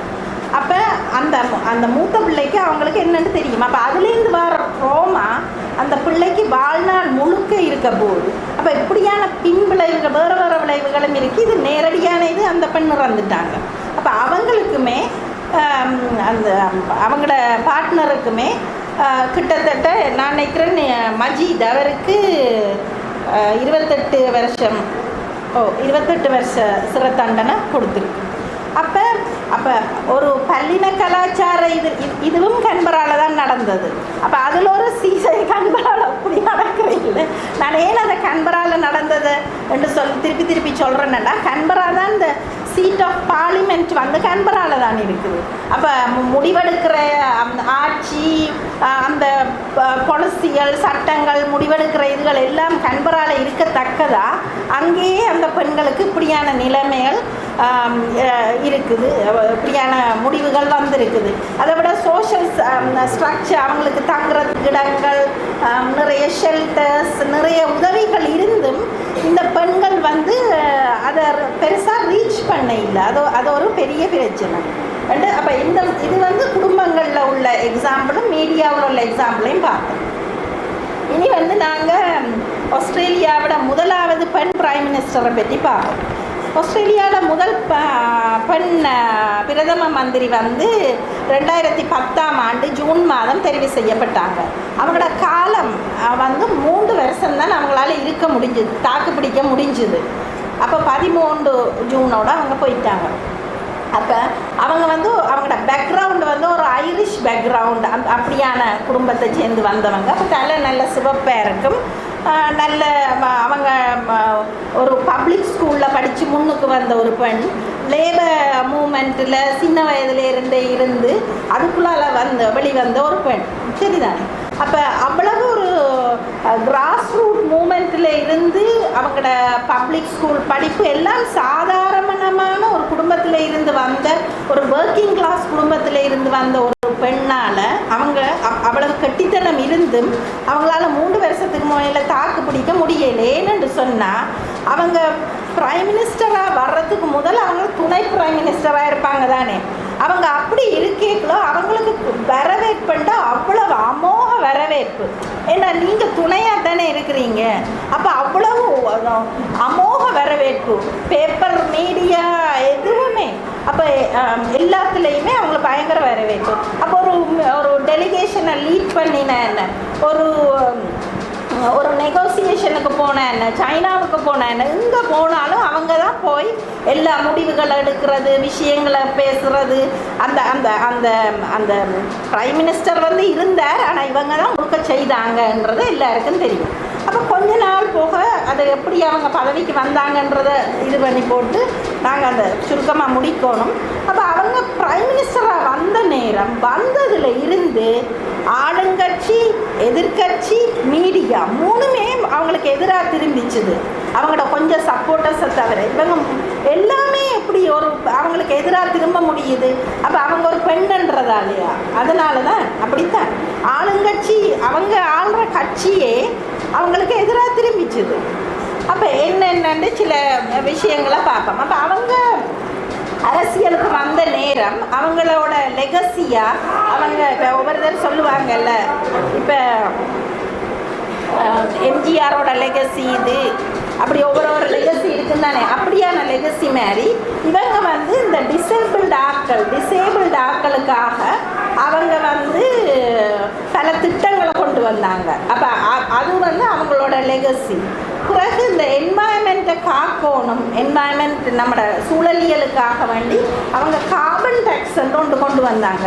அப்போ ஒவ்வொரு வீட்டிலையும் ஒவ்வொரு தொழிற்சாலையிலையும் வெளியிடுற எனர்ஜி, எவ்வளவு எனர்ஜி பாவிக்கிறாங்களோ, எவ்வளவு கார்பன் எமிஷன் வருதோ ஒவ்வொரு அந்த எனர்ஜியை பாவிக்கிறதால அதுக்கு அவங்க ஒரு டேக்ஸ் கொண்டு வந்தாங்க சூழலை காக்கிறதுக்காக. அப்படியான சில மிகவும் முக்கியமான திட்டங்களை வந்து, அப்படியான பல முக்கிய திட்டங்களை வந்து அவங்க நடைமுறைக்கு கொண்டு வந்திருக்கிறாங்க. அப்போ அப்படியான அப்போ இவ்வளவு பவர்ஃபுல்லாக, இவ்வளவு இந்த நேஷனல் டிசபிலிட்டி ஸ்கீம், பிறகு இந்த கார்பன் டேக்ஸ், அடுத்தது அந்த எடியூகேஷனை ரிஃபார்ம் பண்ணினாங்க.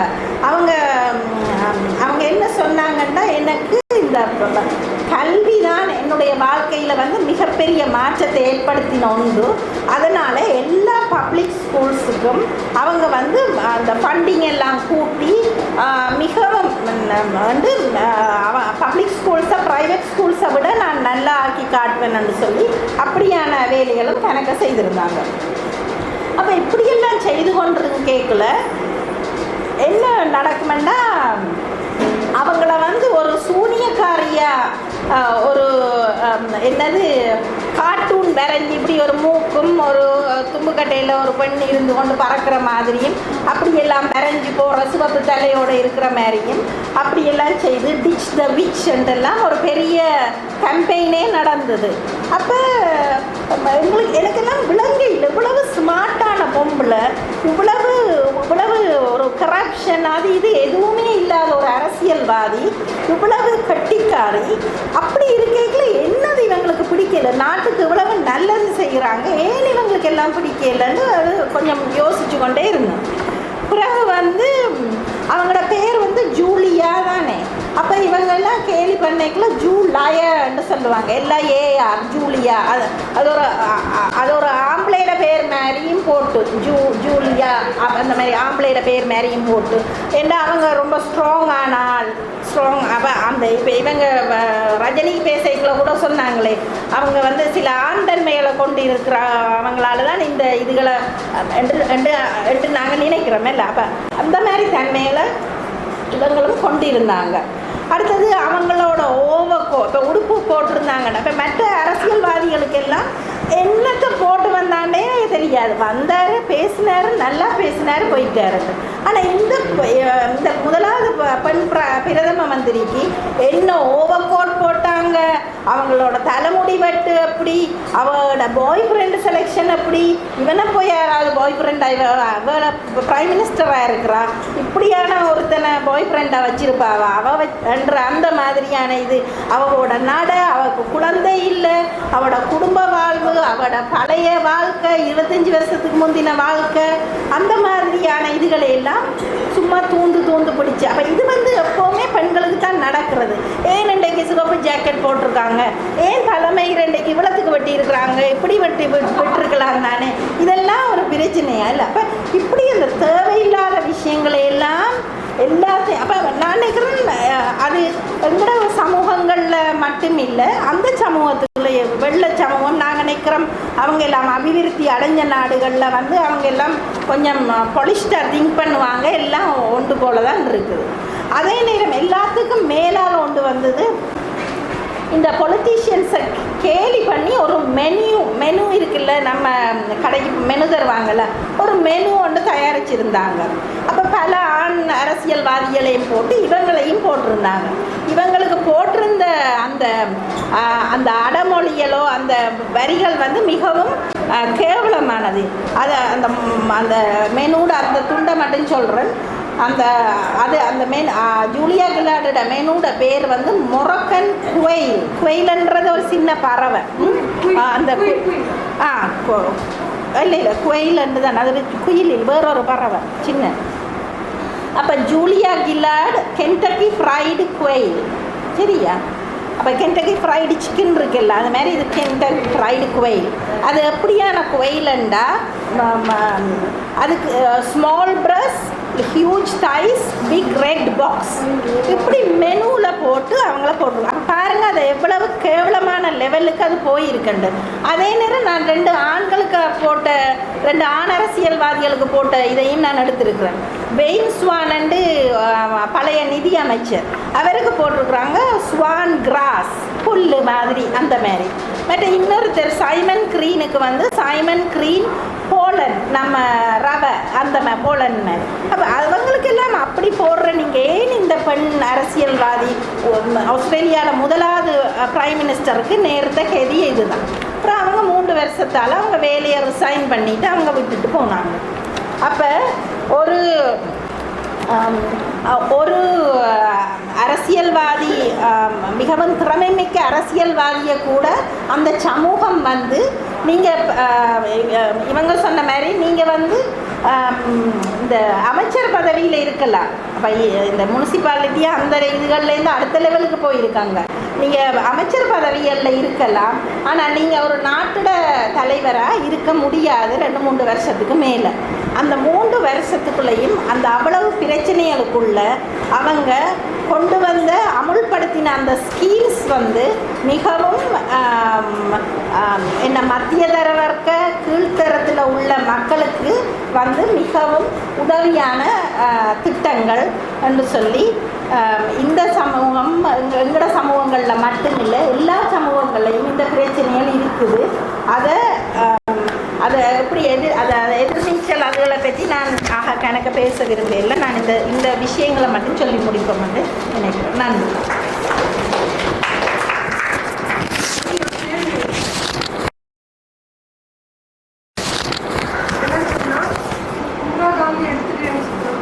அவருக்கு பின்னால் வந்து ஒரு தகப்பன் வந்து அரசியல்வாதியாக இருந்தார், ஆசிரியர். அதுக்கு பிறகு பார்த்தா எம்ஜிஆர் ஜெயலலிதா, இலங்கையை எடுத்துக்கிட்டா சந்திரிகா. இப்போ வந்து ஒரு ஆண்கள் தான் பெண்களுக்கு ஒரு அரசியல் ஒரு பெண்களை கொடுக்குறாங்க. ஏன் அந்த பெண்களால் ஒரு அரசியல் மைய வந்து ஆசிய நாடுகளை வந்து ஆரம்பிக்கிறது என்ன காரணம்?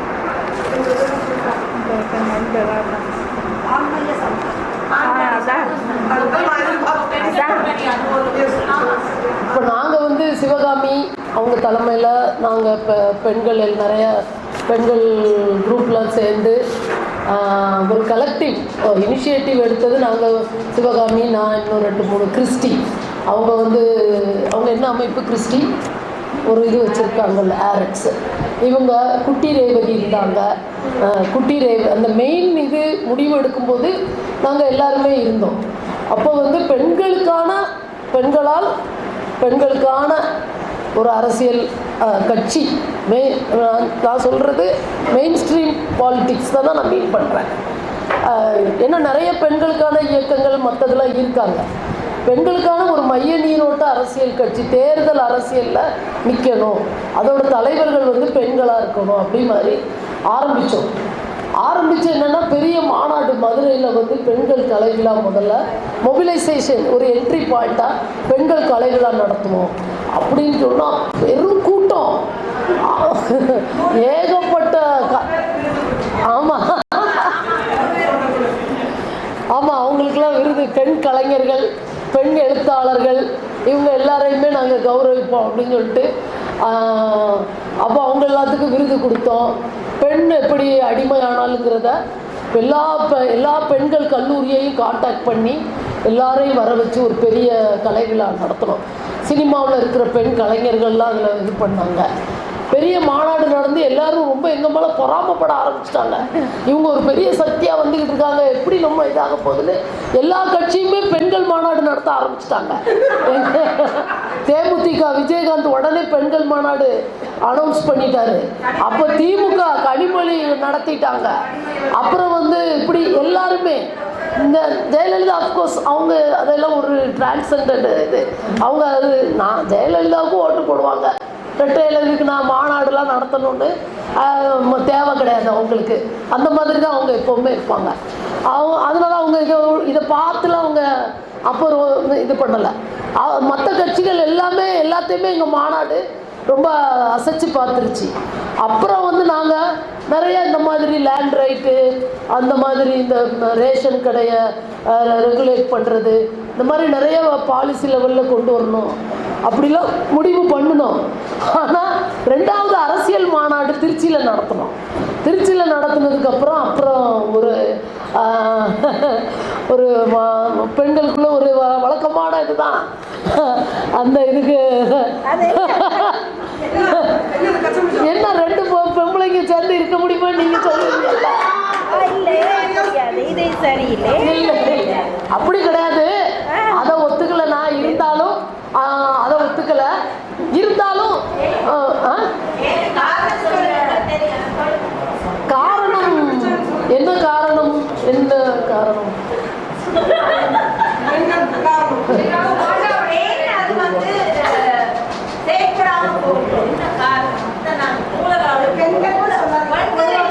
சரி, மன்னிப்பு கேட்டுக்கிறேன். அதை நானே சொல்லக்கூடாது, அது சாரி. ஆனால் எல்லாரும் எங்கள் மேலே அந்த விமர்சனத்தை வச்சாங்க.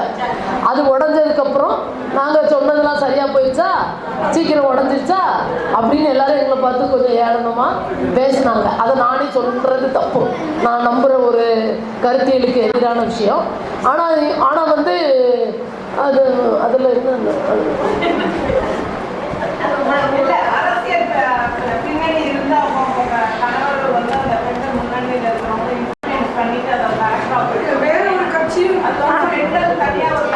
இருக்க அந்த உண்மையான காரணம் வந்து அவர் வந்து அவங்கள அரசியலில் வச்சு அவங்கள ஒரு லைம் லைட்டில் கொண்டு வந்து அதில் தான் நல்லா இது பண்ணலாம் அப்படிதான் அவரோட கால்குலேஷன் இருந்துச்சு.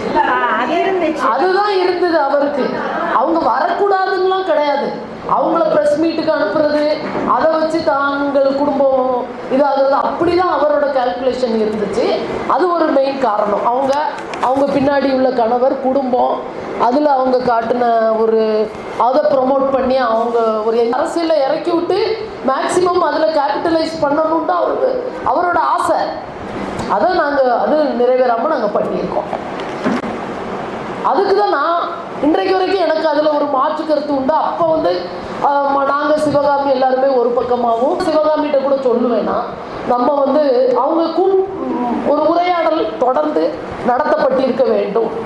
ஏன்னா ஒரு பெரிய அமைப்பை வந்து உருவாக்கி ஒரு பெரிய மைய நீரோட்ட அரசியல் கட்சிகளெல்லாம் ஒரு திருச்சி அரசியல் மாநாடு நடத்துகிறோம். பெரிய கிரவுண்டு, பெரிய கூட்டம் சேர்ந்துருச்சு.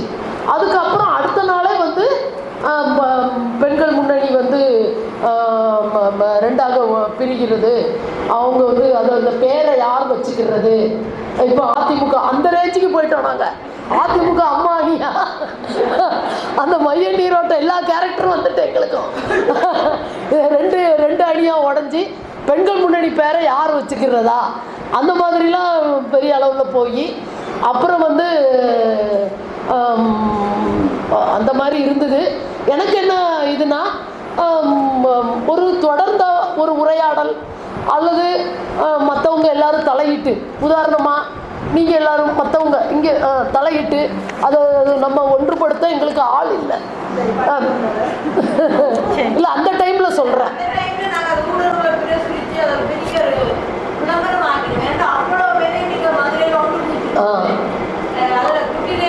குட்டி ரேவதி அவங்க எல்லாருமே இருந்தாங்க. எங்களுக்கு வந்து வெளியிலேருந்து யாரும் அப்போ இன்னொன்று வந்து இன்னும் கொஞ்சம் காஷியஸாக இருக்க வேண்டிய சூழ்நிலை என்னென்னா, சிவகாமி அப்போ சர்வீஸில் வேறு இருந்தாங்க, ஐஏஎஸ் ஆஃபீஸராக இருந்தாங்க. இப்போ எனி அலிகேஷன் அவங்களோட சர்வீஸை பாதிக்கும். அவங்க சர்வீஸில் இல்லைன்னா நிறைய சேலஞ்சஸை நம்ம ஃபேஸ் பண்ணலாம். அந்த ஒரு இதுவும் இருந்தது. அதில் வந்து நிறைய பெண்கள் யாரெல்லாமோ ஒரு உரையாடல் நடத்தி அதை திரும்ப சேர்த்துருக்கலாம் அப்படின்னு சொன்னால் அதுக்கு வந்து ஒரு இது இல்லாமல் போயிடுச்சு. அதுக்கு ஒரு வாய்ப்பு கிடைக்காம போயிடுச்சு. அதுக்கப்புறம் அதுக்கான முயற்சி எங்கேயாவது எடுக்கப்பட மாட்டாதா அப்படின்னு சொல்லி எனக்குள்ள எப்போவுமே ஒரு ஏக்கம் இன்றைக்கு வரைக்கும் உண்டு. அந்த ஏக்கம் ஏன்னா பெண்களுக்கான ஒரு அரசியல் அமைப்பு உருவாகணும் அப்படி சொல்லி தான் நாங்கள் பல்வேறு லெவலில் டிஸ்கஷன் வச்சு தான் அந்த பேர் எல்லாமே போட்டு ஆரம்பித்தோம். கொடி கொடியெல்லாம் செலக்ட் பண்ணி கொடியெல்லாம் அறிமுகப்படுத்தி திருச்சியில் எங்கே பார்த்தாலும் எங்கள் கட் அவுட்டு தான். நாங்களும் கட் அவுட் அரசியலில் குதிச்சுட்டோம். எங்கே பார்த்தாலும் நான் சிவகாமி கையாட்டுற மாதிரி, நான் கையாட்டுற மாதிரி, கிறிஸ்டி கையாட்டுற மாதிரி. அப்போ நாங்கள் எல்லாரும் அப்படி கட் அவுட்டு பயங்கர ரயில்வே ஸ்டேஷன்லேருந்து மாநாட்டு திடல் வர எங்கள் கட் அவுட்டாக தான் இருக்கும். எல்லாம் திருச்சியை ஒரு அரட்டை அரட்டணும், மதுரையை ஒரு அரட்டை அரட்டணும். அந்த மாதிரிலாம் மைய நீரோட்ட அரசியலுக்கு இணையான ஒரு பேட்டர்னில் நம்ம போவோம். அப்படிலாம் நாங்கள் அப்போ தான் இதாகும் அப்படிலாம் செஞ்சோம்.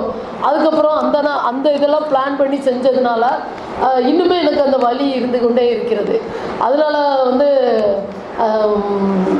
இதுதான் அதில் சில மறைமுகமான பண ரீதியான காரணங்கள், வெளிநாட்டு பணம் தொடர்பான காரணங்கள் இதெல்லாமும் அதில் நிறைய இருந்தது அப்படி இருந்தது. அதனால நம்ம இந்த ஆங்சுயி தான் ஒரு வெளிப்படைத்தன்மை, உரையாடல், மன்னிப்பு, இது எல்லாமே தான் ஒரு பெண்களுக்கான அவங்க ஒரு நல்ல வெளிப்படைத்தன்மைனா. நான் என்ன இந்த இவ்வளோ தான், இந்த அக்கௌண்ட்டு தான் ஒரு டிரான்ஸ்பரன்சி தான் பாருங்கள், இதுக்கு மேலே எனக்கு இழப்பதற்கு எதுவும் இல்லை அப்படிங்கிற ஒரு மனநிலையோட நம்ம அரசியலுக்கு வரணும் அப்படின்னு நான் நினைக்கிறேன். அப்படின்னா தான் இது ரொம்ப நாளைக்கு நம்ம மைய நீரோட்ட அரசியல் வேறு மாதிரி கரப்ஷனை தான் டிமாண்ட் பண்ணுது. அதுதான் இந்திய மைய நீரோட்ட அரசியல் பெண்களுக்கு விடுற சவால். அதனால தான் அவங்களால வர முடியலை.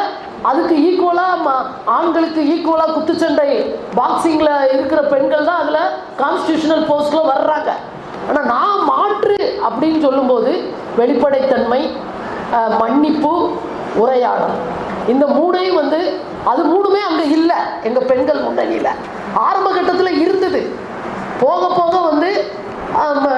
எங்கள் அணியினருக்கு அவங்க என்ன சொல்கிறாங்க, எங்கள் சிவகாமி சர்வீஸில் இருக்காங்க, அவங்க ஏன் ரிசைன் பண்ணக்கூடாது, அவங்கள நாங்கள் இந்த கேள்வி கேட்கும்போது அவங்க எங்களை பார்த்து இந்த கேள்வி கேட்குறாங்க. அன்ஃபார்ச்சுனேட்லி சிவகாமி அப்போ ரிசைன் பண்ணுற சூழ்நிலையில் அவங்க இருக்கிறது ஒரு பெரிய ஐஏஎஸ் போஸ்ட்டு. இப்போ எடுத்த உடனே இந்த அரசியலெல்லாம் நம்பி அவங்க உடனே விட்டுட்டு வரவும் முடியாது. அவங்க அதில் இருந்துக்கிட்டே அவங்க பெரிய அளவில் மொபிலைஸ் பண்ணுறதுக்கு நிறையா ஹெல்ப் பண்ணுறாங்க. அப்போ அதை நம்ம யூஸ் பண்ணி நம்ம வருவோம் அப்படி ஒரு இல்லாமல் நாங்கள் இவங்கள்ட்ட ஒரு கணக்கு கேட்க ஆரம்பித்தோம். இப்போ இந்த மாநாட்டுக்கு நீங்கள் எவ்வளோ ஃபண்ட்ஸ் கலெக்ட் பண்ணீங்க, அந்த இதில் அதனால ஒரு வெளிப்படைத்தன்மை, மன்னிப்பு. சரி, தவறு நடந்துட்டு உரையாடல் நடத்துவோம், மன்னிப்போம், திரும்ப சேர்ந்து வருவோம், புத்தர் சொன்ன மாதிரி மீண்டும் மீண்டும் பிறப்போம், சென்னு கான்செப்டில் மீண்டும் மீண்டும் புத்துயிராக வருவோம். அப்படி தான் போனால் தான் நம்ம அந்த இதை நாங்கள் தவற விட்டுட்டோம். அதான் நாங்கள் செஞ்சுட்டோம்.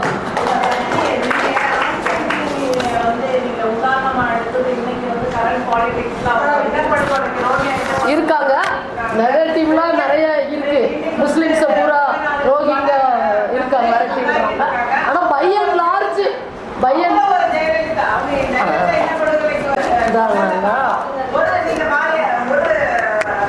ஒரு அக்ரெசிவாக தான் அவங்க இருக்காங்க. அவங்களோட சினத்துக்கு சார்பாகவும் மற்றவங்கள இது பண்ணுறதாகவும் இருக்காங்க. ஆனால் அவங்களோட இது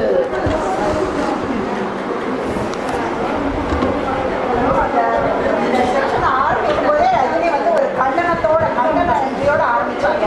ஆனா இப்போ உங்களுக்கு தெரிஞ்சிருக்கோம் எதுக்காக ரஜினிய மதிய உணவு மேலும் நாங்க போட்டோம். தெரியும், நாங்க பல இடங்கள்ல ரஜினி இந்த இடத்துலயே தான் போடுவோம்.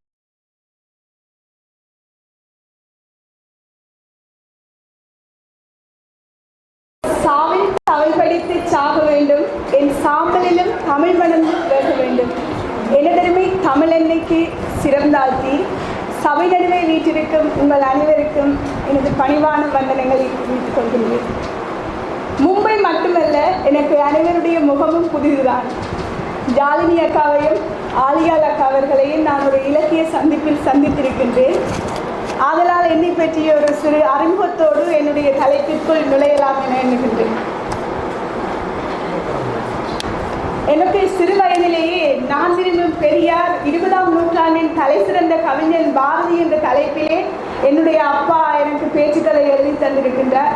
அதன்போது பெண்கள் அந்த காலத்தில் காலத்தில் எத்தகைய கொடுமைகளை அனுபவித்தார்கள், அவர்கள் அந்த காலத்தில் எந்த நிலைமையில் இருந்தார்கள் என்பது பற்றிய ஒரு சிந்தனை எனக்கு சின்ன வயதிலிருந்தே இருந்தது. அத்தகைய ஊடாட்டம் காரணமாக நான் என்னுடைய பல்கலைக்கழகத்திலே செல்வி திருச்சந்திரன் அவர்களுடைய பால்நிலை கற்கிணறி சஞ்சிகை என்ற அதனைத்தான் என்னுடைய ஆய்வு கட்டுரையாக எழுதியிருக்கின்றேன். அதன் பிறகு என்னுடைய மாநகர சபை நான் வேலையாற்றுகின்ற வேலைத்தளத்திலிருந்து கேரள பெண்கள் எவ்வாறு அரசியலில் பங்கு பெற்றுகிறார்கள் என்பதற்காக பாலினை சமத்துவமும் சமூக உள்வாங்கலும் என்கின்ற ஒரு செயற்திட்டம் காரணமாக நான் கேரளாவிற்கு கிலா என்கின்ற அந்த இன்ஸ்டிடியூட்டுக்கு நான் 5 நாட்கள் பயிற்சினருக்காக வந்திருக்கின்றேன்.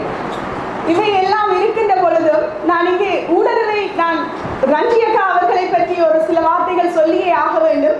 என்னுடைய இந்த ஊடாட்டம், என்னுடைய இந்த எழுத்துக்கள், என்னுடைய ஒரு அரசீட்டம் என்று கூட சொல்லலாம், அவற்றை நான் சில வேளைகளில் என்னுடைய முக புத்தகங்களில் பதிவு செய்திருக்கின்றேன்.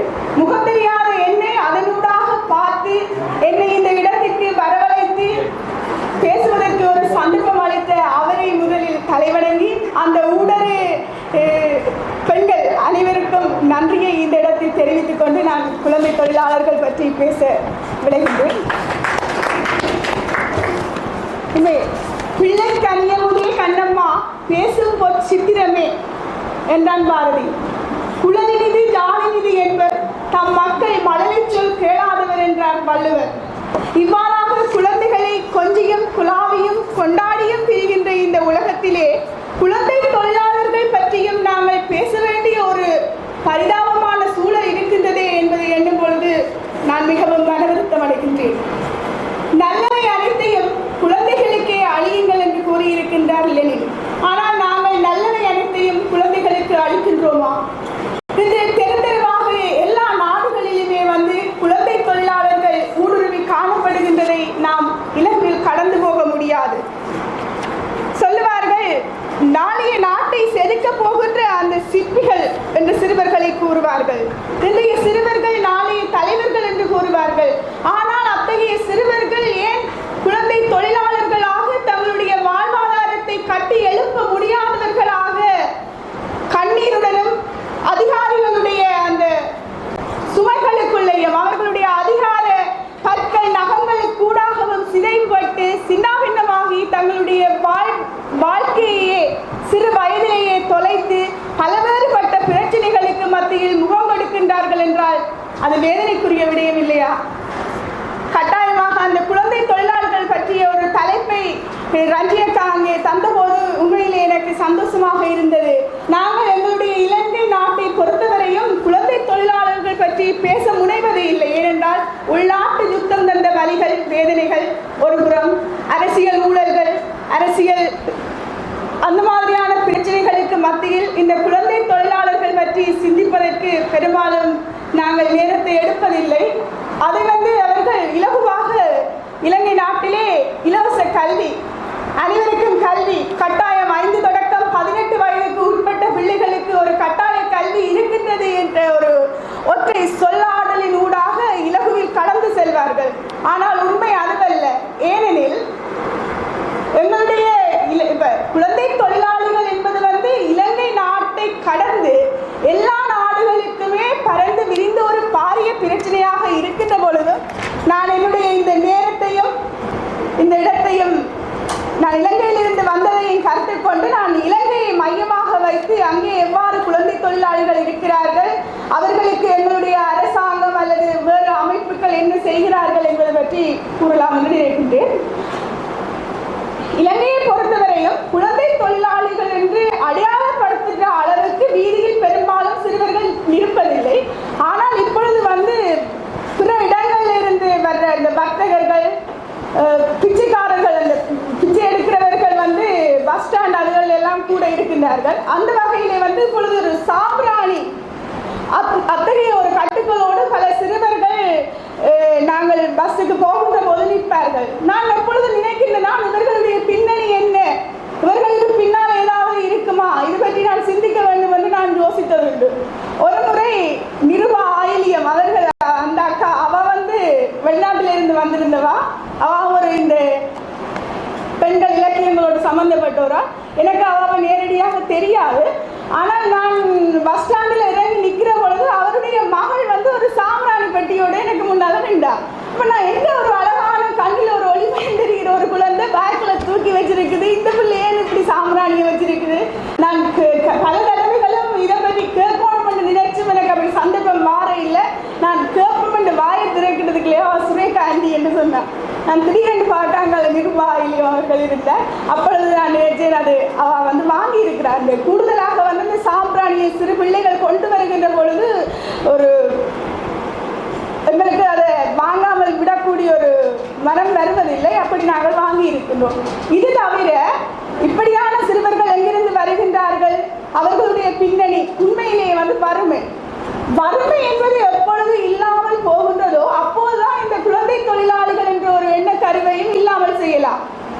வறுமை என்றது வந்து அவ்வளவு சீக்கிரமாக முடிவடைந்து போகாது. ஏனென்றால் நான் ஒரு அரசாங்க ஊழியராக இருக்கின்றேன் என்பதனூடாக நான் என்ன சொல்ல வருகிறேன் என்றால், நான் பல தடவை பல கூட்டங்கள் பல அவற்றுக்கெல்லாம் போயிருக்கின்றேன். ஆனால் அந்த சவுத்தி அந்த மாதிரி அந்த வறிய மக்களுக்கான நிவாரண திட்டங்கள் இருக்கின்ற பொழுதிலும் அவர்கள் வந்து அதில் வந்து தங்களுக்கு சார்பான தங்களுக்கு தெரிஞ்ச அப்படியானவர்களுக்கு கூடுதலாக உதவுகின்ற ஒரு அரசியல் பின்னணி அங்கே இருக்கின்ற காரணமாக அந்த வறுமையை வந்து அவ்வளவு சீக்கிரமாக நாங்கள் விரட்டிவிட முடியாது. இப்படி இருக்கின்ற பொழுது குழந்தை தொழிலாளிகள் சில பெற்றோர்களை என்ன செய்வார்கள் என்றால், எங்களுடைய இலங்கையை பொறுத்தவரையில மீனவ தொழில் என்று சொன்னால் அது இயற்கை, அது கடல், அதுக்கு வந்து எந்த மூலதனமும் தேவையில்லை. அதனால வந்து சிறுவர்களை வந்து நீ அப்பாவோட போறியா இன்றைக்கு வேலைக்கு அந்த அம்மாவே சொல்லுவா. அப்போ அந்த மகன் நினைப்பான் நான் படிக்க தேவையில்லை, அப்பாவோட கடலுக்கு போகலாம் என்று சின்ன வயசுலேயே நினைப்பான். அதே மாதிரி வந்து சுத்திகரிப்பு தொழிலாளர்கள் இருக்கிறார்கள். அந்த சுத்திகரிப்பு தொழிலாளர்கள் என்று கூறப்படுகின்ற அந்த அங்கே இருக்கிறவர்கள் கூட பெரும்பாலும் வறுமை. அவர்கள் வந்து வேலைக்கு வருகின்ற பொழுது கூட அவர்கள் நிறைய சம்பளமற்ற விடுமுறைகளை எடுப்பார்கள். அவர்கள் தங்களுடைய பிள்ளைகளை பற்றி பிள்ளைகளுக்குரிய விழிப்புணர்வை ஏற்படுத்தக்கூடிய அந்த வலு வந்து அவர்கள்ட்ட இல்லை. அவர்கள் இப்பொழுதுமே ஒரு அறியாமையில் இருக்கிறபடியாதான் அப்படியான அந்த வேலைகளை மனிதர்களுக்குரிய சுத்தங்களை மனிதர்களை அகற்றுகின்ற ஒரு நிலைமை அங்கே காணப்படுகின்றது.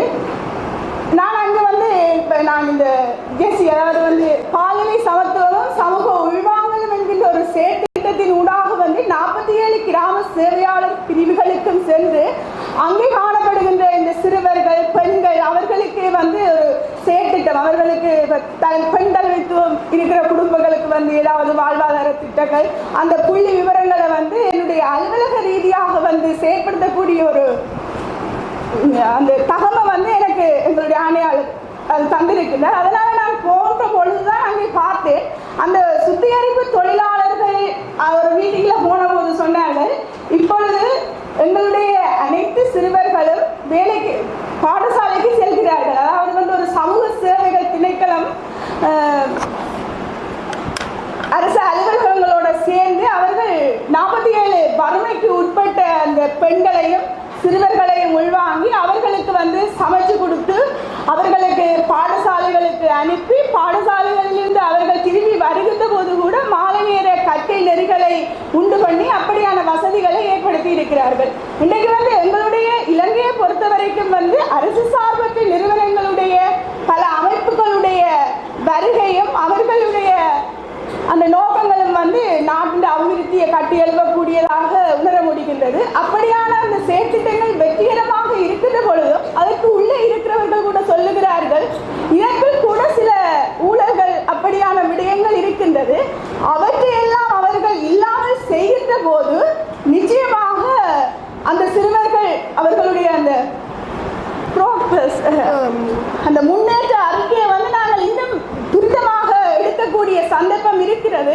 ஆனால் அத்தகைய மனநிலைக்கு எப்பொழுது அரசாங்க ஊழியர்களாகிய அனைவருமே அந்த சமூக பிரஜை பூர்வமாக சமூக பொறுப்பு உடையவர்களாக எல்லா மனிதர்களையும் சமத்துவமாக எண்ணுகின்ற அந்த சிந்தனை எப்பொழுது எல்லா மனிதர்களிடம் இருந்து வருகிறதோ அப்பொழுது நாங்கள் இந்த குழந்தை தொழிலாளர்கள் என்ற இந்த பிரச்சனையை கூட வெகு இலகுவாக கடந்து விட முடியும். உண்மையிலேயே சிறுவர்கள் வந்து எதற்காக அனைவரும் சிறுவர்களை கோரி தொழில் கொடுக்க முனைகின்றார்கள் என்றால் சிறுவர்கள் திரும்பி கதைக்க மாட்டார்கள், அடித்தாலும் அடி வாங்குவார்கள். ஏனென்றால் அவர்கள் அந்த வறுமையில இருந்து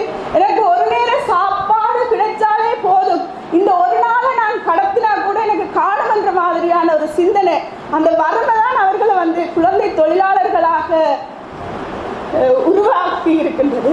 நேற்று கூட நான் இங்கே இருந்து இந்த நிகழ்ச்சி முடிஞ்சு போகின்ற பொழுது எங்கள் புகையிரத்தில் வந்து ஒரு பிள்ளை தேசிக்காயோட வந்திருந்தா, ஒரு குழந்தை தொழிலாளி.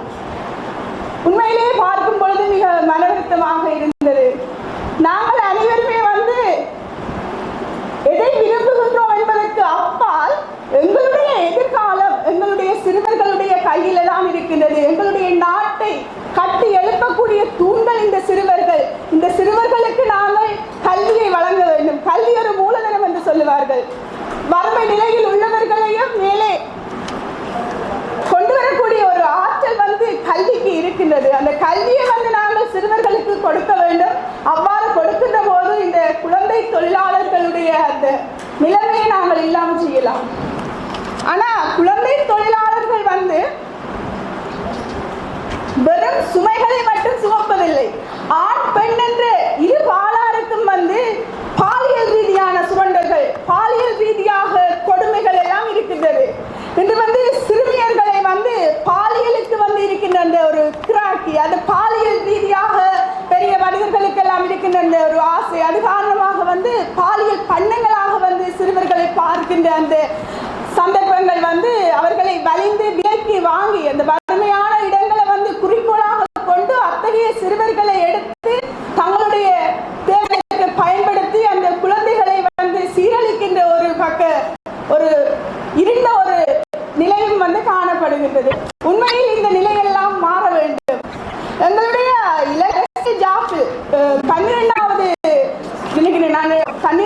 சட்டத்தின் 4வது விதியில இருக்கு வந்து இந்த பெண்கள் மற்றது மாற்றுத்திறனாளிகள் மற்றது சிறுவர்கள் இவர்களுக்கு வந்து நாங்கள் அவர்களுக்கு என்ன தேவையோ அதுக்கு விசேட திட்டங்களை வந்து அந்த ஜாப்ல உருவாக்கி அவர்களுக்கு தேவையானவற்றை அங்கே அந்த உட்புகுத்தக்கூடிய ஒரு உறுப்புரை வந்து அங்கே இருக்கின்றது. ஆனால் அப்படியான அந்த உறுப்புரை வந்து அவர்கள் செயற்படுத்துவதில்லை.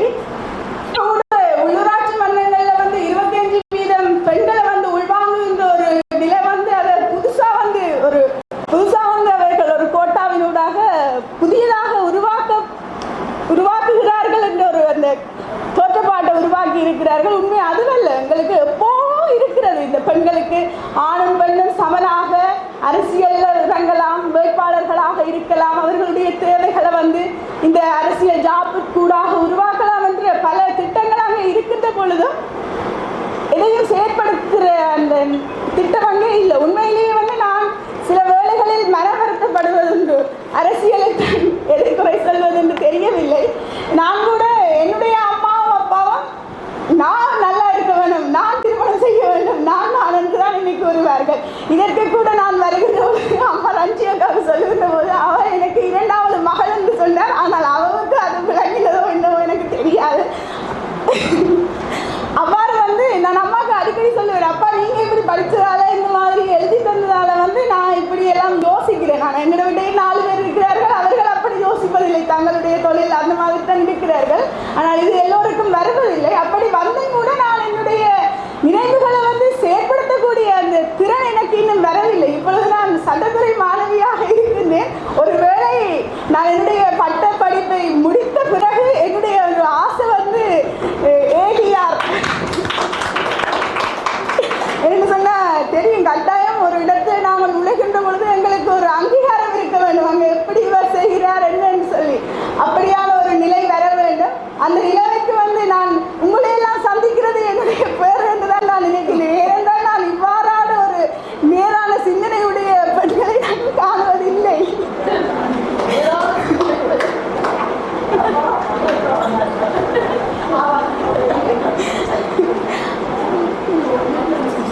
ஆகவே இந்த சந்தர்ப்பத்துக்கு நன்றி கூறி இந்த குழந்தை தொழிலாளிகளை இல்லாது இருக்க நாங்கள் ஏதாவது செய்ய வேண்டும் என்று கூறி விடைபெறுகின்றேன். நன்றி. உலகத்தின் இருளையெல்லாம் தன் அறிவொளியால் விரட்டியடித்த ஜெர்மனி அடிக்கால் கால் மார்க்ஸையும் தீண்டாமை, அறியாமை, தொடாமை முதலியவற்றையெல்லாம் பற்றி கதைத்து விழிப்புணர்வு ஊற்றிய கிழத்தைய தாடிக்காரன் பெரியாரையும் நினைவு கூர்ந்து உங்களிடம் இந்த மாலை வேளையில் வருகிறேன். பெரியம்மா பெரியம்மா புளிய மரம் ஏற போகிறேன். அச்சச்சோ கொட்டச்சி புளிய மரம் நீ ஏறுவியா? பொல்லாத பேய் அங்கு பெரிய வீடு வச்சிருக்கே. புளியம்பழம் வேணுமம்மா புளியம்பழம் வேணுமம்மா. புளியம்பழம் உனக்கு வேணுமா? பொட்டப்புள்ள நீ எனக்கு வேணும். பேய் ஒன்று அடிச்சிடும், மாசம் கீசம் வந்துடும். காம்புராவில் படுத்துக்கடி காத்து கருப்பு பட்டுருமடி. இது ஒரு வாய்மொழி பாடல், மலையகத்தில் வாய்மொழி பாடல். இந்த பாடலை நீங்கள் இந்த செவிமடுக்கும் போது இதோட பின்னணி உங்களுக்கு நல்ல தெளிவாக விளங்கியிருக்கும். இது என்னென்னா, நான் என்னுடைய தலைப்பு என்னென்னு சொன்னால், மூட நம்பிக்கைகள் கூடாக இலங்கை வாழ் சமூகத்தில் பெண்களுடைய வாழ்வியல் சவால்களை பற்றி நான் பேச போகிறேன். அதாவது நாங்கள் வாழ்கிறோம் இலங்கை சமூகத்தில் இஸ்லாமியர்கள், சிங்களவர்கள், தமிழர்கள், வடகிழக்கு தமிழர்கள், மலையக தமிழர்கள், பரங்கியர்கள் இருக்கிறார்கள், பல்லின சமூகம். இது சிங்கள சமூகத்தில் காணப்படுறதால சில எல்லாருக்கும் மூட நம்பிக்கை பற்றி தெரியும். நான் சீக்கிரமாக டைம் இல்லாதனால சில விஷயங்களை சொல்லிட்டு உதாரணங்களை நான் சொல்ல போகிறேன். அதெல்லாம் நான் என்னுடைய அனுபவத்தில் விஷயம். ஏன்னா இது நான் ஒரு டாக்குமெண்ட்ரியாக களத்தில் போயிட்டு சேகரிச்சுட்டு இருக்கேன். இது நான் அடுத்த வருஷம் இந்த மூட நம்பிக்கைகள் எப்படி பெண்களை குழந்தைகளை பாதிக்குது அந்த விஷயத்தை நான் அடுத்த வருஷம் கடைசியில் நான் ஒரு டாக்குமெண்ட்ரி புத்தகமாக நான் வெளியிட போகிறேன். சிங்கள சமூகத்தில் காணப்படுற நுணுக்கமான பாரம்பரிய மூட நம்பிக்கைகள் இருக்குது. இது எப்படி எனக்கு தெரிய வருதுன்னு சொன்னால், நான் என்னுடைய அலுவலகத்தில் வேலை செய்கிற சிங்கள பிள்ளை இப்போ ஒரு அண்மையில் ஒரு திருமணத்துக்கு போயிட்டு வந்தான். அப்போ திருமணத்துக்கு போயிட்டு வரும்பொழுது திருமணத்துக்கு போய் வந்தது மொனராகல் என்றதான மொனராகல அனுராதபுரம், மொனராகல, கண்டி என்றதான சில பின்தங்கிய கிராமங்கள் சிங்கள இலங்கையில் இருக்குது. அந்த பின்தங்கிய கிராமம்னு சொல்லல, அது பாரம்பரிய கிராமங்கள். அதாவது சிங்களவர்கள், கண்டிய சிங்களவர்கள், தென்னிலங்கை சிங்களவர்கள் இருக்கிறார்கள். அவர் சிங்களவர்களுக்குள்ளே பிரிவு. அவர்கள் சில விதமான இந்த பாரம்பரிய நடைமுறைகளை வைத்திருக்கார்கள். திருமணம், சாவு, ஒரு பெண் வயசுக்கு வரும்பொழுது இப்படியான விஷயங்களை அவங்க மூட நம்பிக்கை இல்லை, அது அவர்கள் நம்பிக்கையாக வைத்திருக்கிறார்கள். அவர்கள் என்னன்னு சொன்னா, அதிலும் கண்டி, சபரகமும், அனுராதபுரம் பாரம்பரிய நகரங்களை அண்டியுள்ள கிராமத்தில் உள்ள சிங்களவர்கள் நம்பிக்கைகளை வாழ்வில் நிரந்தரமான நம்பிக்கையாக வைத்திருக்கிறார்கள். அவங்கள பார்த்தீங்கன்னு சொன்னா ஒரு மொட்டைனா இருப்பாங்க, நல்ல ஒரு மொட்டை இருக்கும் அந்த பிள்ளைங்க, அந்த முடியெல்லாம் வச்சு போட்டு சரியான ஸ்டைலா இருப்பாங்க. ஆனா அந்த மூட நம்பிக்கை இல்லாத மாதிரியே இருப்பாங்க. பொடியங்களும் அப்படிதான், மூட நம்பிக்கை இல்லாத மாதிரியே அப்படி பேசுவாங்க, இப்படி பேசுவாங்க. ஆனா அவங்களோட வாழ்க்கையில ஒரு திருமணம், ஒரு சாவு, ஒரு விஷயம் வந்துருச்சுன்னு சொன்னா நிறைய அவங்க செய்வாங்க. அப்படி ஒரு திருமணத்துக்கு நான் போயிருந்தேன். அப்போ அந்த திருமணத்துல அவங்க என்னென்ன செய்யறாங்கன்றத பார்த்தேன். அது ரொம்ப இன்ட்ரெஸ்டா இருக்கும். உங்களுக்கு சிங்களவர்களுடைய திருமணம் நீங்க எத்தனை பேர் பார்த்துருக்கீங்க? சிங்களவர் திருமணம் பார்த்துருக்கீங்களா? தெரியல. சிங்களவர்கள் திருமணம் நடக்கும்போது ஆணையும் பெண்ணையும் இப்படி மேடையில் ஏற்றுவாங்க. அந்த பக்கம் போய் தாய் தகப்பனும் பொண்ணையும், இங்கிட்ட தாய் தகப்பனும் ஆணையும் ஒரு போர்வைன்னு சொல்லுவாங்க. போர்வை அப்படின்னு சொல்லி சிங்கள ஒரு மேடையில ஏற்றுவாங்க. இந்த மேடையில ஏற்றினோடனே அந்த பெண் நல்ல அலங்காரம்லாம் பண்ணி அந்த கண்டிய உடுப்பெல்லாம் உடுத்தி, அவர் அந்த கண்டிய சிங்கள மன்னன் போல உடுத்தியெல்லாம் ஸ்டைலாக இருப்பாங்க. அந்த இடத்துல பார்த்தீங்கன்னு சொன்னால் ஒரு கலாச்சாரமான விஷயம் நடந்துகிட்டு இருக்கும். அப்போ அவர் என்ன செய்வார், ஒரு கட்டாட்சியாக ஒருத்தர் இருப்பார். அவர் என்ன செய்வாருன்னு சொன்னால், வெள்ளை ட்ரெஸ் எல்லாம் போட்டுட்டு அந்த பொண்ணுக்கு முன்னுக்கு நின்று எலும்பி பொண்ணு இப்படி மாப்பிள்ளை பொண்ணு இருக்கும், அந்த பொண்ணுக்கு முன்னுக்கு ஒரு பாட்டு படிப்பார். அந்த சிங்கள பாட்டு படிப்பார். அது நிறைய பாட்டுகள். அந்த பாட்டு படிக்கிறாங்க. எனக்கு பசிக்குது, எனக்கு இருக்கல, எனக்கு மேக்கப்பெல்லாம் கலையுது. நான் சொல்றேன், என்னடி எனக்கு ஏன் இருக்கு பொட்டாக்கின்னு சொல்றான். பொட்டாக்கின்னு 100 தடவை சொல்லிட்டேன். பொட்டாக்கிட்ட கொஞ்சம் சொல்லி நான் சொல்றேன், நான் மொய்யை கொடுத்துட்டு நான் போறேன், நீ கல்யாணம் முடிச்சுட்டு வா, நான் சாப்பாடு நான் எங்கேயாவது சாப்பிட்டுக்கிறேன்னு சொல்றேன். ஏன் ஒரு மணிக்காக பாட்டு படிக்கிறாரு? அந்த கட்டை என்னன்னு சொன்னா, அதுக்கு பிறகு நான் சொல்றா, இது முக்கியமான நேரம், நீ டிஸ்டர்ப் பண்ணாத, உனக்கு பசிச்சுச்சுன்னா போயிட்டு அங்கே போயிட்டு ட்ரிங்க்ஸ் எல்லாம் குடிச்சிட்டு இரு, இது எங்களுக்கு முக்கியமான நேரம்னு சொன்னோம். அப்போ நான் அதை ஏற்றுக்கிட்டேன், சரின்னு சொல்லி. எனக்கு தெரியாது தானே. அதுக்கு பிறகுதான் அவன் சொன்ன கதை எனக்கு ரொம்ப ஆச்சரியமாகிடுச்சு. அதுக்கு பிறகுதான் அந்த தலைப்பையே எடுத்துட்டு வந்தேன், உங்களுக்கு சொல்லணும்னு சொல்லி. இந்த கட்டாட்சியர் ஏன் இந்த பாட்டு படிக்கிறான்னு சொன்னா, அந்த பெண்ணு மயங்கி விழுவாளா இல்லையான்னு சொல்லி. இந்த பெண்ணு ஒரு திருமணத்துக்கு முன்னுக்கு ஒரு பாலியல் உறவு யாரோட வச்சிருந்தா, அந்த பெண் என்ன செய்ய, இந்த கட்டாட்சியர் மயங்கி விழுந்துருவா. இது நடந்திருக்கு. இது உண்மையை நம்ம சிரிக்கிறோம். ஆனா இது முன்னைய காலங்களில் பெண்கள் பிற ஆண்களோட தொடர்பு வச்சிருந்தாங்கன்னு சொன்னா மயங்கி விழுந்துருவாங்க. அந்த மேடையை அவங்க புனிதமா நினைக்கிறாங்க. அந்த போர்வை எல்லா சிங்களவர்களும் போர்வையில ஏற்றி திருமணம் செய்ய மாட்டாங்க. பாரம்பரியமான சிங்களவர்கள் தான் அந்த போர்வையில ஏற்றி செய்வாங்க. அப்ப அந்த பெண் திருமணத்துக்கு முன்னுக்கு வேற ஒரு ஆணோட உறவு வச்சிருந்தா அந்த பெண் மயங்கி விழுந்துரும். அப்ப அதனால கல்யாணம் நின்றும் அப்படின்னு சொல்றாங்க. ரைட், ஓகே அப்படி சொல்லு. அப்ப ரெண்டாவது என்ன செய்வார்? ரைட், ரெண்டாவது என்ன செய்வார் சொன்னா அந்த பொண்ணு போர்வையிலிருந்து விழுகாம இருந்துச்சு சொன்னா இது முதலாவது அந்த பொண்ணு டெஸ்ட் பண்றாங்க. நல்ல கண்ணி பொண்ணுன்னு சொல்லி கல்யாணம் நின்றும். அதுதான் அவங்க இதை பாக்குறதுக்கு நிறைய கூட்டம் வருவாங்க, நிறைய பேர் இருக்காங்க. அதை பத்தி எல்லாம் இல்லை, நான் பெண்களை பத்தி தான் பேசிக்கிட்டு இருக்கேன். நீ ஆண் பிறகு கேளு. அதுக்கு பிறகு என்ன செய்வாங்க சொன்னா அந்த பெண்ணுக்கு அவர் ஆண் என்ன செய்வாரு, ஒரு வெள்ளை துணி, ஒரு பெட்ஷீட், ஒரு சரம் மாதிரி ஒரு வெள்ளை துணியை இடுப்புல கட்டுவாங்க. கட்டின பிறகு அதோட சம்பிரதாயம் முடிஞ்சிடும். அந்த வெத்தலை எல்லாம் மேலாம் போட்டு அந்த அதெல்லாம் செய்வாங்க. தேங்காவெல்லாம் உடைப்பாங்க. தேங்காவெல்லாம் சரிபாதியா உடையணும். சரிபாதியா உடையாட்டி அவங்களுக்குள்ள கொஞ்சம் வாழ்க்கை அப்படி இப்படி ஆகிடும். மனசுக்கும் சந்தோஷம் இருக்காது, அந்த திருமணம் சந்தோஷமா இருக்காது. அதுக்கு பிறகு அந்த பொண்ணுக்கு அந்த வெள்ளை துணியை கட்டிட்டு பத்திரமா அந்த வெள்ளை துணியை வச்சிருவாங்க. வச்சுட்டு என்ன செய்வாங்க, திருமணம் சந்தோஷமா முடியும். டான்ஸு எக்ஸ்பென்சிவான திருமணமா இருக்கும். அவங்களுக்கு சந்தோஷம். இப்ப இந்த பொண்ணு நல்ல பொண்ணு, சூப்பர் பொண்ணு, எந்த விதமான ஒரு தீட்டு படாதவன்னு சொல்லி கூட்டிக்கிட்டு போவாங்க. கூட்டிக்கிட்டு போயிட்டு சரி அதுக்கு பிறகு என்ன நடக்கும் அவன் கேளு. அதுக்கு பிறகு ஒரு விஷயம் இருக்குன்னு சொன்னான். அவன் ரொம்ப சென்சிட்டிவான விஷயத்த சொன்னான். அப்ப என்னடி என்ன சென்சிட்டிவ்னு சொன்னான். கோமலம் விளையாட்டக்கியன்னு சொன்னான். நீ சொல்லி நான் பொம்பளை தானே நீ சொல்லின்னு சொன்னேன். அப்ப சொன்னா அந்த வெள்ளை துணி ரொம்ப முக்கியம். ரைட், எதுக்கு இந்த பெண்ணு அந்த ஆட்களுக்கு முன்னுக்கு சில பொம்பளையும் மயங்கி விழுகாம டவு கட்டிக்கிட்டு இருப்பாளுங்க.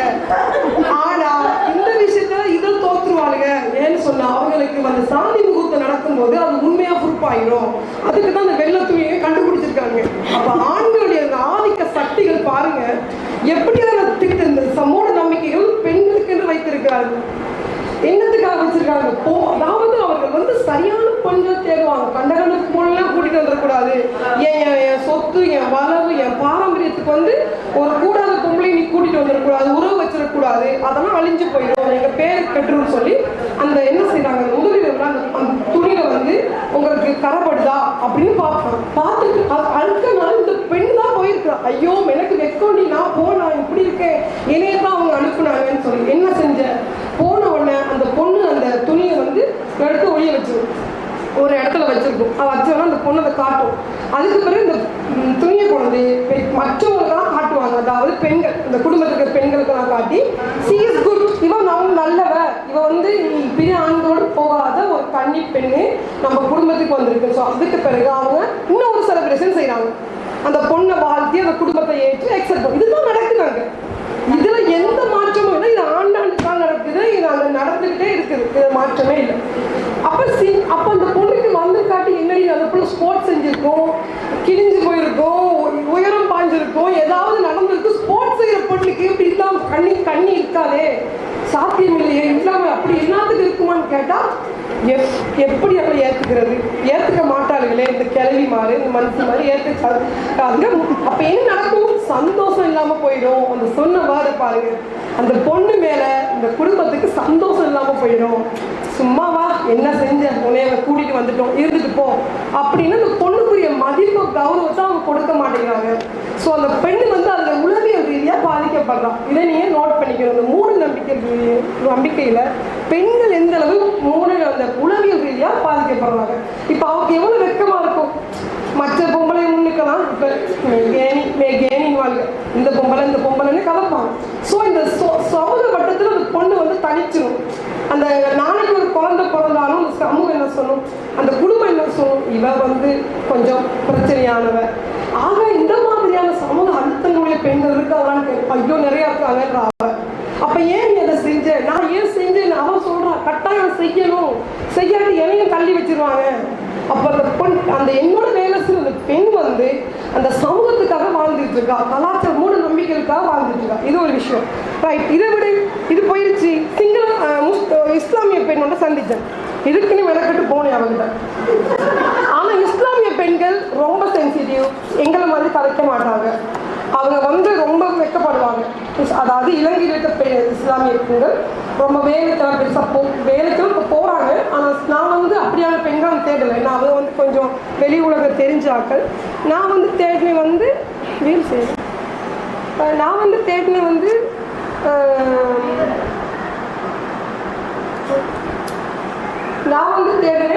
கொஞ்சம் இந்த பாரம்பரியமாக இந்த வீட்டுக்குள்ளே இருக்கிற இந்த முக்காடெல்லாம் போட்டுக்கிட்டு இருக்க அந்த மாதிரியான இஸ்லாமிய பெண்கள். ஆனால் ஆரம்பத்தில் அவன் சொல்லலை. அவன் வந்து சொல்ல மாட்டான். இப்போ எப்படி நானும் அதை கேட்குறது அவன்கிட்ட. அப்போ கொஞ்ச நாள் 2-3 நாள் போயிட்டு உடுப்பு தைக்கிற மாதிரி போய் அப்படி இப்படி கேது சும்மா அவளை உரசுறது. நீ எப்படி கல்யாணம் கட்டின, லவ் மேரேஜா, நீ வந்தியா போனியா எப்படி எடுக்கிறது. இப்போ கொஞ்சம் ஒரு இதெல்லாமே ஆச்சு இந்த இதை எடுக்கிறதுக்கு. அப்போ நான் கொஞ்ச நாளைக்கு பிறகு ஓப்பனாகவே கேட்டேன், உனக்கு இதெல்லாம் எக்ஸ்பீரியன்ஸ் இருக்கா அப்படின்னு சொல்லி. அவன் சரியாக சிரிச்சா வைக்கப்பட்டா. ஏன் எஸ்தராலாம் கேட்குறீங்கன்னு சொன்னான். அப்போ நான் சொன்னேன், இப்படி நான் வந்து மும்பையில் ஒரு இடத்துக்கு போகிறேன், இந்த ஒரு ப்ரெசன்டேஷன். ஐயோ அப்படின்னு சொன்னான். என்ன ஏன் பிரச்சனை என்ன? நான் வந்து நீ அங்கே போய் சொல்ல போறியா இதெல்லாம் அப்படின்னு சொன்னேன். நான் சொன்னேன் பேரெலாம் சொல்ல மாட்டேன், நான் சொல்லுவேன் அப்படின்னு சொல்லி. சரி விஷயத்துக்கு வா அப்படின்னு சொன்னால் அந்த பொண்ணு வந்து தடான்னு அழுதுருச்சு. ஏன் நீ அழுகிற? பெண்ணை கேட்டேன், நீ ஏன் அழுகிற? ரொம்ப டென்ஷன் ஆகாதுன்னு சொன்னேன். எனக்கு ஒரு பிரச்சனை ஒன்று இருக்குது தான், அதில் நீ சொல்கிறது நியாயமான விஷயம் தான் சொன்னேன். அப்போ நான் ஏன் கேட்டேன்னு சொன்னால், நான் இப்போ வந்து டிவோர்ஸ்க்கு அப்ளை பண்ணியிருக்கிறேன்னு சொன்னேன். எனக்கு ரொம்ப ஷாக் ஆகிடுச்சு. அழகான 2 பிள்ளைங்க இருக்குது, ஒரு சின்ன மெஷினை வச்சு தச்சுக்கிட்டு இருக்கு. இப்போ நான் சொன்னேன், நீ இப்போ அழுதுட்டேன், இப்போ எனக்கு ஒரு விஷயம் சொல்லாத, நீ நாளைக்கு நான் வரேன், கொஞ்சம் ரிலாக்ஸ் ஆகு, நம்ம 2 பேரும் கலப்போம் அப்படின்னு சொன்னேன். பிறகு என்ன செஞ்சேன், ஒரு ஓட்டோவை பிடிச்சி அந்த பிள்ளை ஏற்றிக்கிட்டு பீச்சுக்கு போனேன். ட்ரிங்கோ பீச்சுக்கு கூட்டி கொண்டு போய் வச்சு என்ன பிரச்சனைன்னு கேட்டேன். அப்போ அந்த பிள்ளை சொன்னிச்சு, இதனால தான் நான் டிவோர்ஸ் பண்ணுறேன், இந்த கண்ணீர் தானதுனால தான் நான் அவனை டிவோர்ஸ் பண்ணுறேன். என்னன்னு சொன்னால், நான் வந்து அவன் என்னை கணவன் நான் ரொம்ப நேசித்தேன், அவனுக்கு என்னை சொத்தெல்லாம் கொடுத்தேன், என்னை நான் ரொம்பவும் நேசித்தேன். ஆனால் அவன் வந்து எப்போ பார்த்தாலும் ஒரு சின்ன சண்டை வந்துட்டா. நீ வந்து கண்ணி இல்லாததானே, நீ வந்து உன்னோட இருக்கும்போது நீ கண்ணி கழிக்காம தானே இருந்த, நான் பார்த்துட்டானே என்று சொல்லுவானா. சண்டை நல்லா அன்பா இருப்பானா, ஆனால் டக்குன்னு வாக்குவாதம் வந்த பிறகு சொல்லுவானா. அப்போ அவன் ஒரு பழமொழி சொன்னா, குறுநி பால் கொடுக்குற பாலா இருந்தாலும் மாடா இருந்தாலும் கூரை பிடிக்கிற மாடு எதுக்குன்னு கேட்கலாம். அப்போ ஒரு மாடு வந்து எவ்வளோ தான் பால் கொடுத்தாலும் ஒவ்வொரு நாளும் கூரையை உடைச்சிருச்சுன்னா நீ செலவு தானே. விற்கிற பால் வந்து கூரைக்கு தானே போகுது, இந்த மாடு வந்து பிரயோஜனம் இல்லை. அந்த பாலுங்க இஸ்லாமிய பெண்கள் வந்து எப்படியா யோசிக்கிறாங்க. அந்த நேற்று அந்த அரவாணிகள் கதைச்ச கதையெல்லாம் நான் யோசிச்சுட்டு இருந்தேன். அதே மாதிரி இந்த ஒடுக்கப்பட்ட சமூகத்தில் ஒதுங்கி இருக்க பெண்கள் அவன் சொல்ற குறுநி பால் கொடுக்குற மாடா இருந்தாலும் கூரை உடைக்கிற மாடு எதுக்கு எனக்கு அப்படின்னு சொல்றான். எவ்வளோ பால் அவன் எவ்வளோ தான் என்னை வந்து என்னை இது பண்ணாலும் என்ன செய்யறான், எனக்கு அவன் கவர்றான். அதுக்கு பிறகு அவன் சொன்னான், இதனால 2 பேருக்கு ஒரு நாள் வாய் தகராறு வந்துச்சு, அதனால அவன் என்னை அடிச்சு கிணத்துல தள்ளிட்டான். அதுக்கு பிறகு நான் வந்து கத்தி ஊரெல்லாம் கூப்பிட்டு என்னை தூக்கி எடுத்துட்டாங்க. இப்போ நான் அவனுக்கு காதி நீதிமன்றத்தில் நான் வழக்கு போட்டிருக்கேன் சார், நான் வேலைக்கு இது ஓகே. அதுக்கு பிறகு தமிழ் சமூகத்துக்கு வந்து தமிழ் சமூகம் உங்க சொல்ல தேவையில்லை, அது உங்களுக்கு தெரியும் என்ன இருக்குன்னு சொல்லி. மலையகத்தில் வந்து நான் வந்து சில விஷயத்த சுருக்கமாக சொல்கிறேன். மலையகத்தில் வந்து ஒரு கிழக்கிழங்கையில் மட்டக்களப்பு இந்த அவட ஊரில் வந்து கொஞ்சம் விஷயங்கள் இருக்குது. மட்டக்களப்புன்னு பார்த்தீங்கன்னா கொஞ்சம் பாரம்பரியமான இடங்கள் இருக்குது. அங்கே வந்து என்ன செய்ய சொன்னால், ஒரு பாண்டிருப்புன்னு ஒரு ஏரியா இருக்குது. அந்த ஏரியாவில் வந்து ஒரு கோயிலை வந்து ஒரு வருஷத்துக்கு ஒருக்கா திறப்பாங்க. திறக்கும் போது அந்த ஊரில் வந்து பிள்ளை பிறந்துருந்துச்சுன்னா, யாராவது இருந்தாங்கன்னா, செத்த சாவு வீடு இருந்ததுன்னா அவளை பற்றியும் அடுத்த ஊருக்கு கொண்டு போயிடுவாங்க.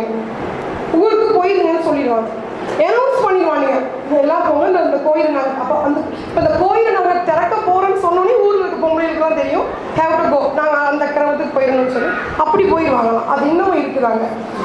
அடுத்த பிறகு மலைகள் தோட்டப்புறத்தில் பார்த்தீங்கன்னு சொன்னால் அது ரொம்ப இன்ட்ரெஸ்ட். நான் வாழ்ந்த இடத்துல நான் நேராக பார்த்த விஷயங்களை சொல்கிறேன். மலையகத்தில் பார்த்தீங்கன்னு சொன்னால் திருவிழா வந்து வருஷத்தில் ஒருக்கா செய்வாங்க. வருஷத்தில் ஒருக்கா திருவிழா செய்வாங்க. மாரியம்மா தான் அவங்க முக்கியமான தெய்வம். அவங்க மாரியம்மா திருவிழா செய்யும்போது ஊரில் ஒருத்தர் இறந்துட்டாருன்னு சொன்னால் அவரை வந்து 24 மணித்தியாலும் கூட இல்லை, அதுக்குள்ளே எடுத்துடணும். அழுகிறியா, நீ மொய்யெழுதுறியா, நீ என்ன பண்ணுறியோ உடனே அவரை எடுத்து வந்துக்கிட்டே இருப்பான். அழுக கூட இருக்கு. ஏன் சாமி குத்தம் ஐயா, எடு சாமி குத்தம். நான் கேட்குறேன், சொர்க்கம் போ, கைலாசம் போ, அங்கே போ, இங்கே போன்னு சாமியை கும்பிடுறீங்க. ஆனால் அந்த செத்த பொடியை வச்சிருக்க உங்க சாமிக்கு ஏன் மேலாம இருக்குது? இந்த செத்த பொடினால உங்க சாமிக்கு என்ன நடக்குது? அப்படி சொல்லித்தானே நீ புதைக்கிற, அந்த சாமி கிட்ட தானே அவன் போறான், இந்த பொடி எப்படி வந்து தீட்டுப்பட்டிருக்கு உன் சாமிக்கு. அதுக்கு பிறகு அவன் செய்கிற அநியாயம், எல்லா இடத்துலையும் மஞ்சள் தண்ணியை தெளிச்சு ரோட்டில் தான் தெளிப்பான். ஒரு முறை எனக்கு ஒருத்தன் தெளிச்சா ஐயரு, என் வெள்ளை சட்டையில மட்டும் மஞ்சள் தண்ணி பிடிச்சி அவனை எங்க நடக்கும்னு சொன்னேன். அதுக்கு பிறகு அவருக்கு தெரியும், என்ன அவன் இப்படி கலைக்கிற, எல்லாத்துக்கும் தான் ஊத்துறோம், ஊத்து பார்ப்போம் அப்படின்னு சொன்னேன். ஊத்து பார்ப்போம்னு சொல்லிட்டு பிறகு நான் வீட்டை வந்துட்டேன். எனக்கு அவ்வளோ கோவம், எல்லாத்துக்கும் தெளிச்சுக்கிட்டு வாரான். நான் ஸ்கூல் விட்டு வந்துக்கிட்டு இருக்கேன், என் மேலும் தெளிக்கிறேன் மஞ்சள் சட்டையில். ஏன் அப்போ அது வந்து என்னன்னு சொன்னா, அது ரொம்ப சோகமான விஷயம்லாம். என் ஃப்ரெண்டோட அம்மா செத்துச்சு. அந்த பிள்ளையோட அம்மா வந்து வெளிநாட்டில் செத்து பொடியை கொண்டு வந்திருக்காங்க. அன்னைக்கு திருவிழா அன்னைக்கு அந்த பெண் அவங்க அம்மா வெளிநாட்டில் வந்து யாரும் எப்படியோ செத்து போயிட்டா, அவருக்கு பொடி வந்திருக்கு.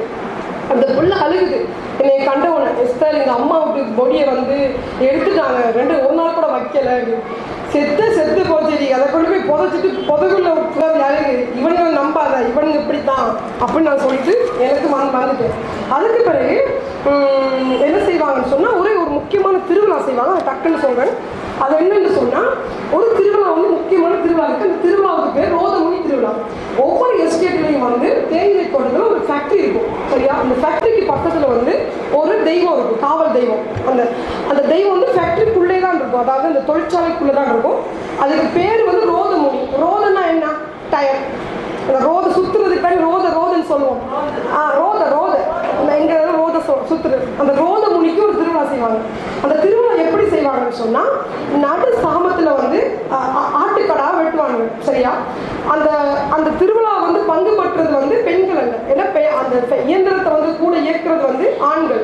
ஆகவே அந்த ஆண்கள் வந்து தான் அந்த என்ன செய்வாங்க, அந்த கெடாவை வெட்டி அந்த ரத்தத்தை வந்து எல்லா இயந்திரங்களுக்கும் பூசுவாங்க. பூசிட்டு அந்த இரவே என்ன செய்வாங்க, விடியறதுக்குள்ள அந்த இறைச்சியை சமைப்பாங்க.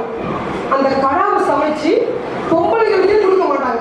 அன்னைக்கு விடியறதுக்குள்ள ஆண்களும் சாப்பிட்டுருவாங்க.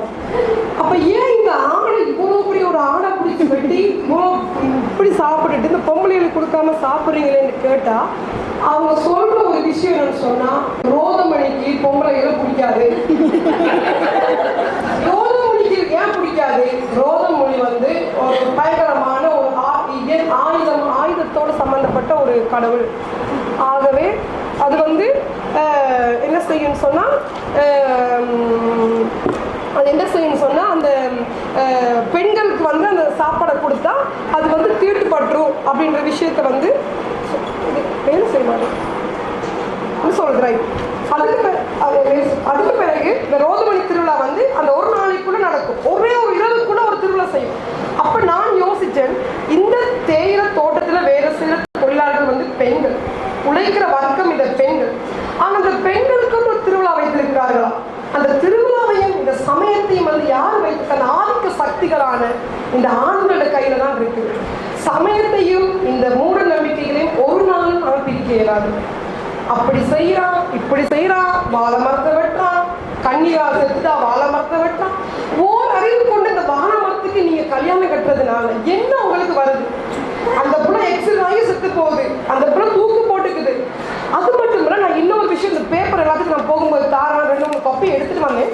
பெண்களுக்கு என்று சில நிறங்கள் இந்த சமூகம் வைத்திருக்கிறது.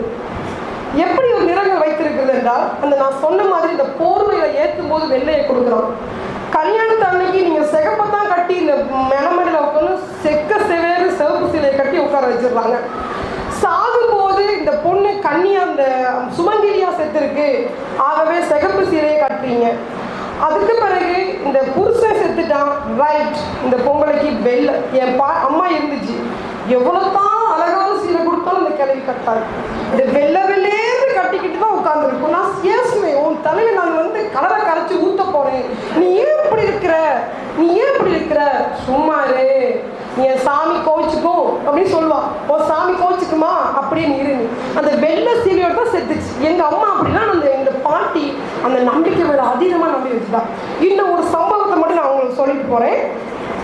ஒரே ஒரு விஷயம் நடந்துச்சு கிழக்கு மாகாணத்துல இந்த வருஷம் நடந்த ஒரு மூட நம்பிக்கை. பாருங்க, ஒருத்தன் இருந்தான், அவன் என்ன செஞ்சான்னு சொன்னா, இந்த சாது புத்த சமயத்தை சாதுவோட சேர்ந்து புதையல் தேட ஆரம்பிச்சான். இப்ப புதையல் தேட ஆரம்பிச்ச உடனே அங்க கொஞ்சம் குரூப் இருக்கு, புதையல் தேடி போற குரூப், சரியா? அதாவது கிழக்கு மாகாணத்துல அரசர்கள் ஆண்டானுங்க, அவனுங்க அங்கங்க வந்து புதையலை புதைச்சிருக்காங்க, ஒரு புதையலை கிளப்பி விட்டுருக்காங்க. அப்ப இதை என்ன செஞ்சிருக்காங்க, வச்சிருக்காங்க. இந்த புதையல் வந்து மலைகள்ல இருக்கும், அங்க இருக்கும், தேடி ஒரு குரூப் கிளம்பிக்கிட்டே இருக்கும் வருஷத்துக்கு ஒருக்கா. உன் புருஷன் எங்க, புதையல் தேட போயிட்டான், உன் அண்ணன் எங்க, புதையல் தேட போயிட்டான், இப்படி இருக்குதாங்க. கிழக்கு மாலை திருமணம் நிறைய இருக்குது. இதை நான் வீட்டுக்கே போய் கேட்டுட்டேன்.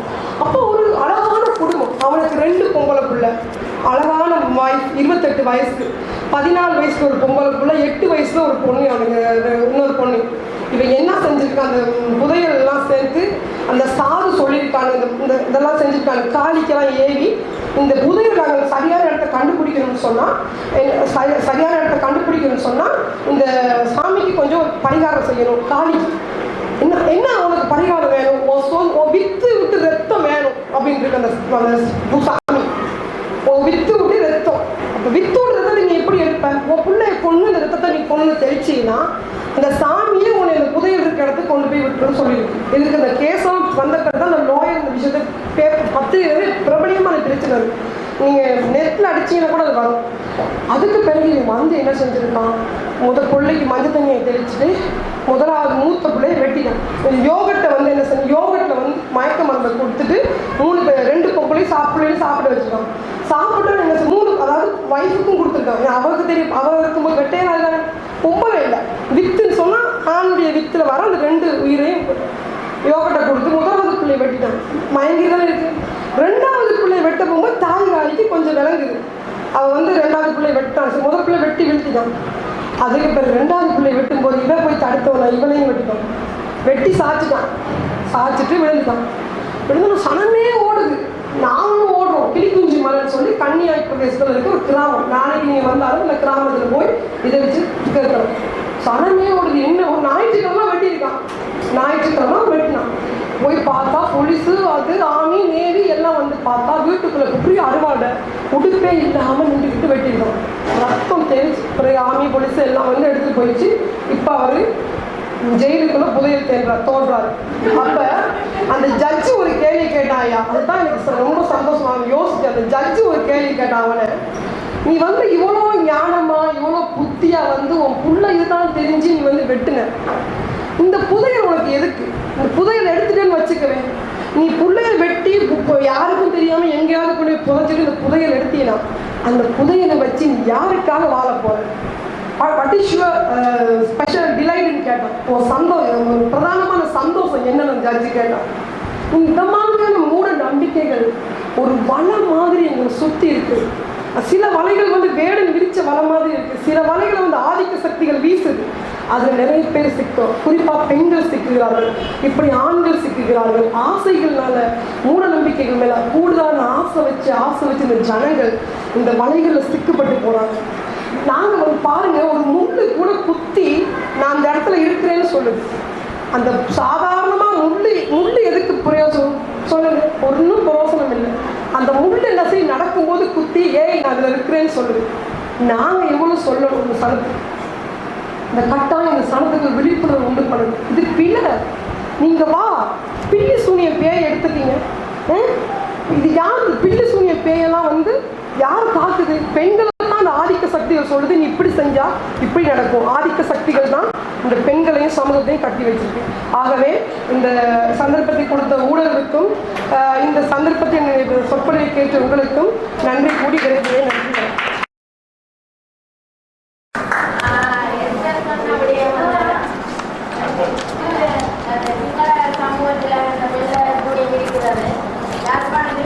பதிவு செய்கிறேன். சொன்ன ஒரு செய்தியோடு சம்பந்தப்பட்ட ஒரு செய்தி. அதாவது ஒரு ஆணுக்கும் பெண்ணுக்கு திருமணமாகி விட்டது என்றால் அந்த பெண் அந்த முதல் இரவு அன்று உடுத்தியிருந்த புடவையை கலட்டி அவள் தனியாக துவைக்கிறதுக்கு வைக்கணும். அந்த துணியை வந்து அந்த புடவையை வந்து அந்த குடும்பத்தில் இருக்கின்ற மூத்த பெண்கள் பார்ப்பார்கள்.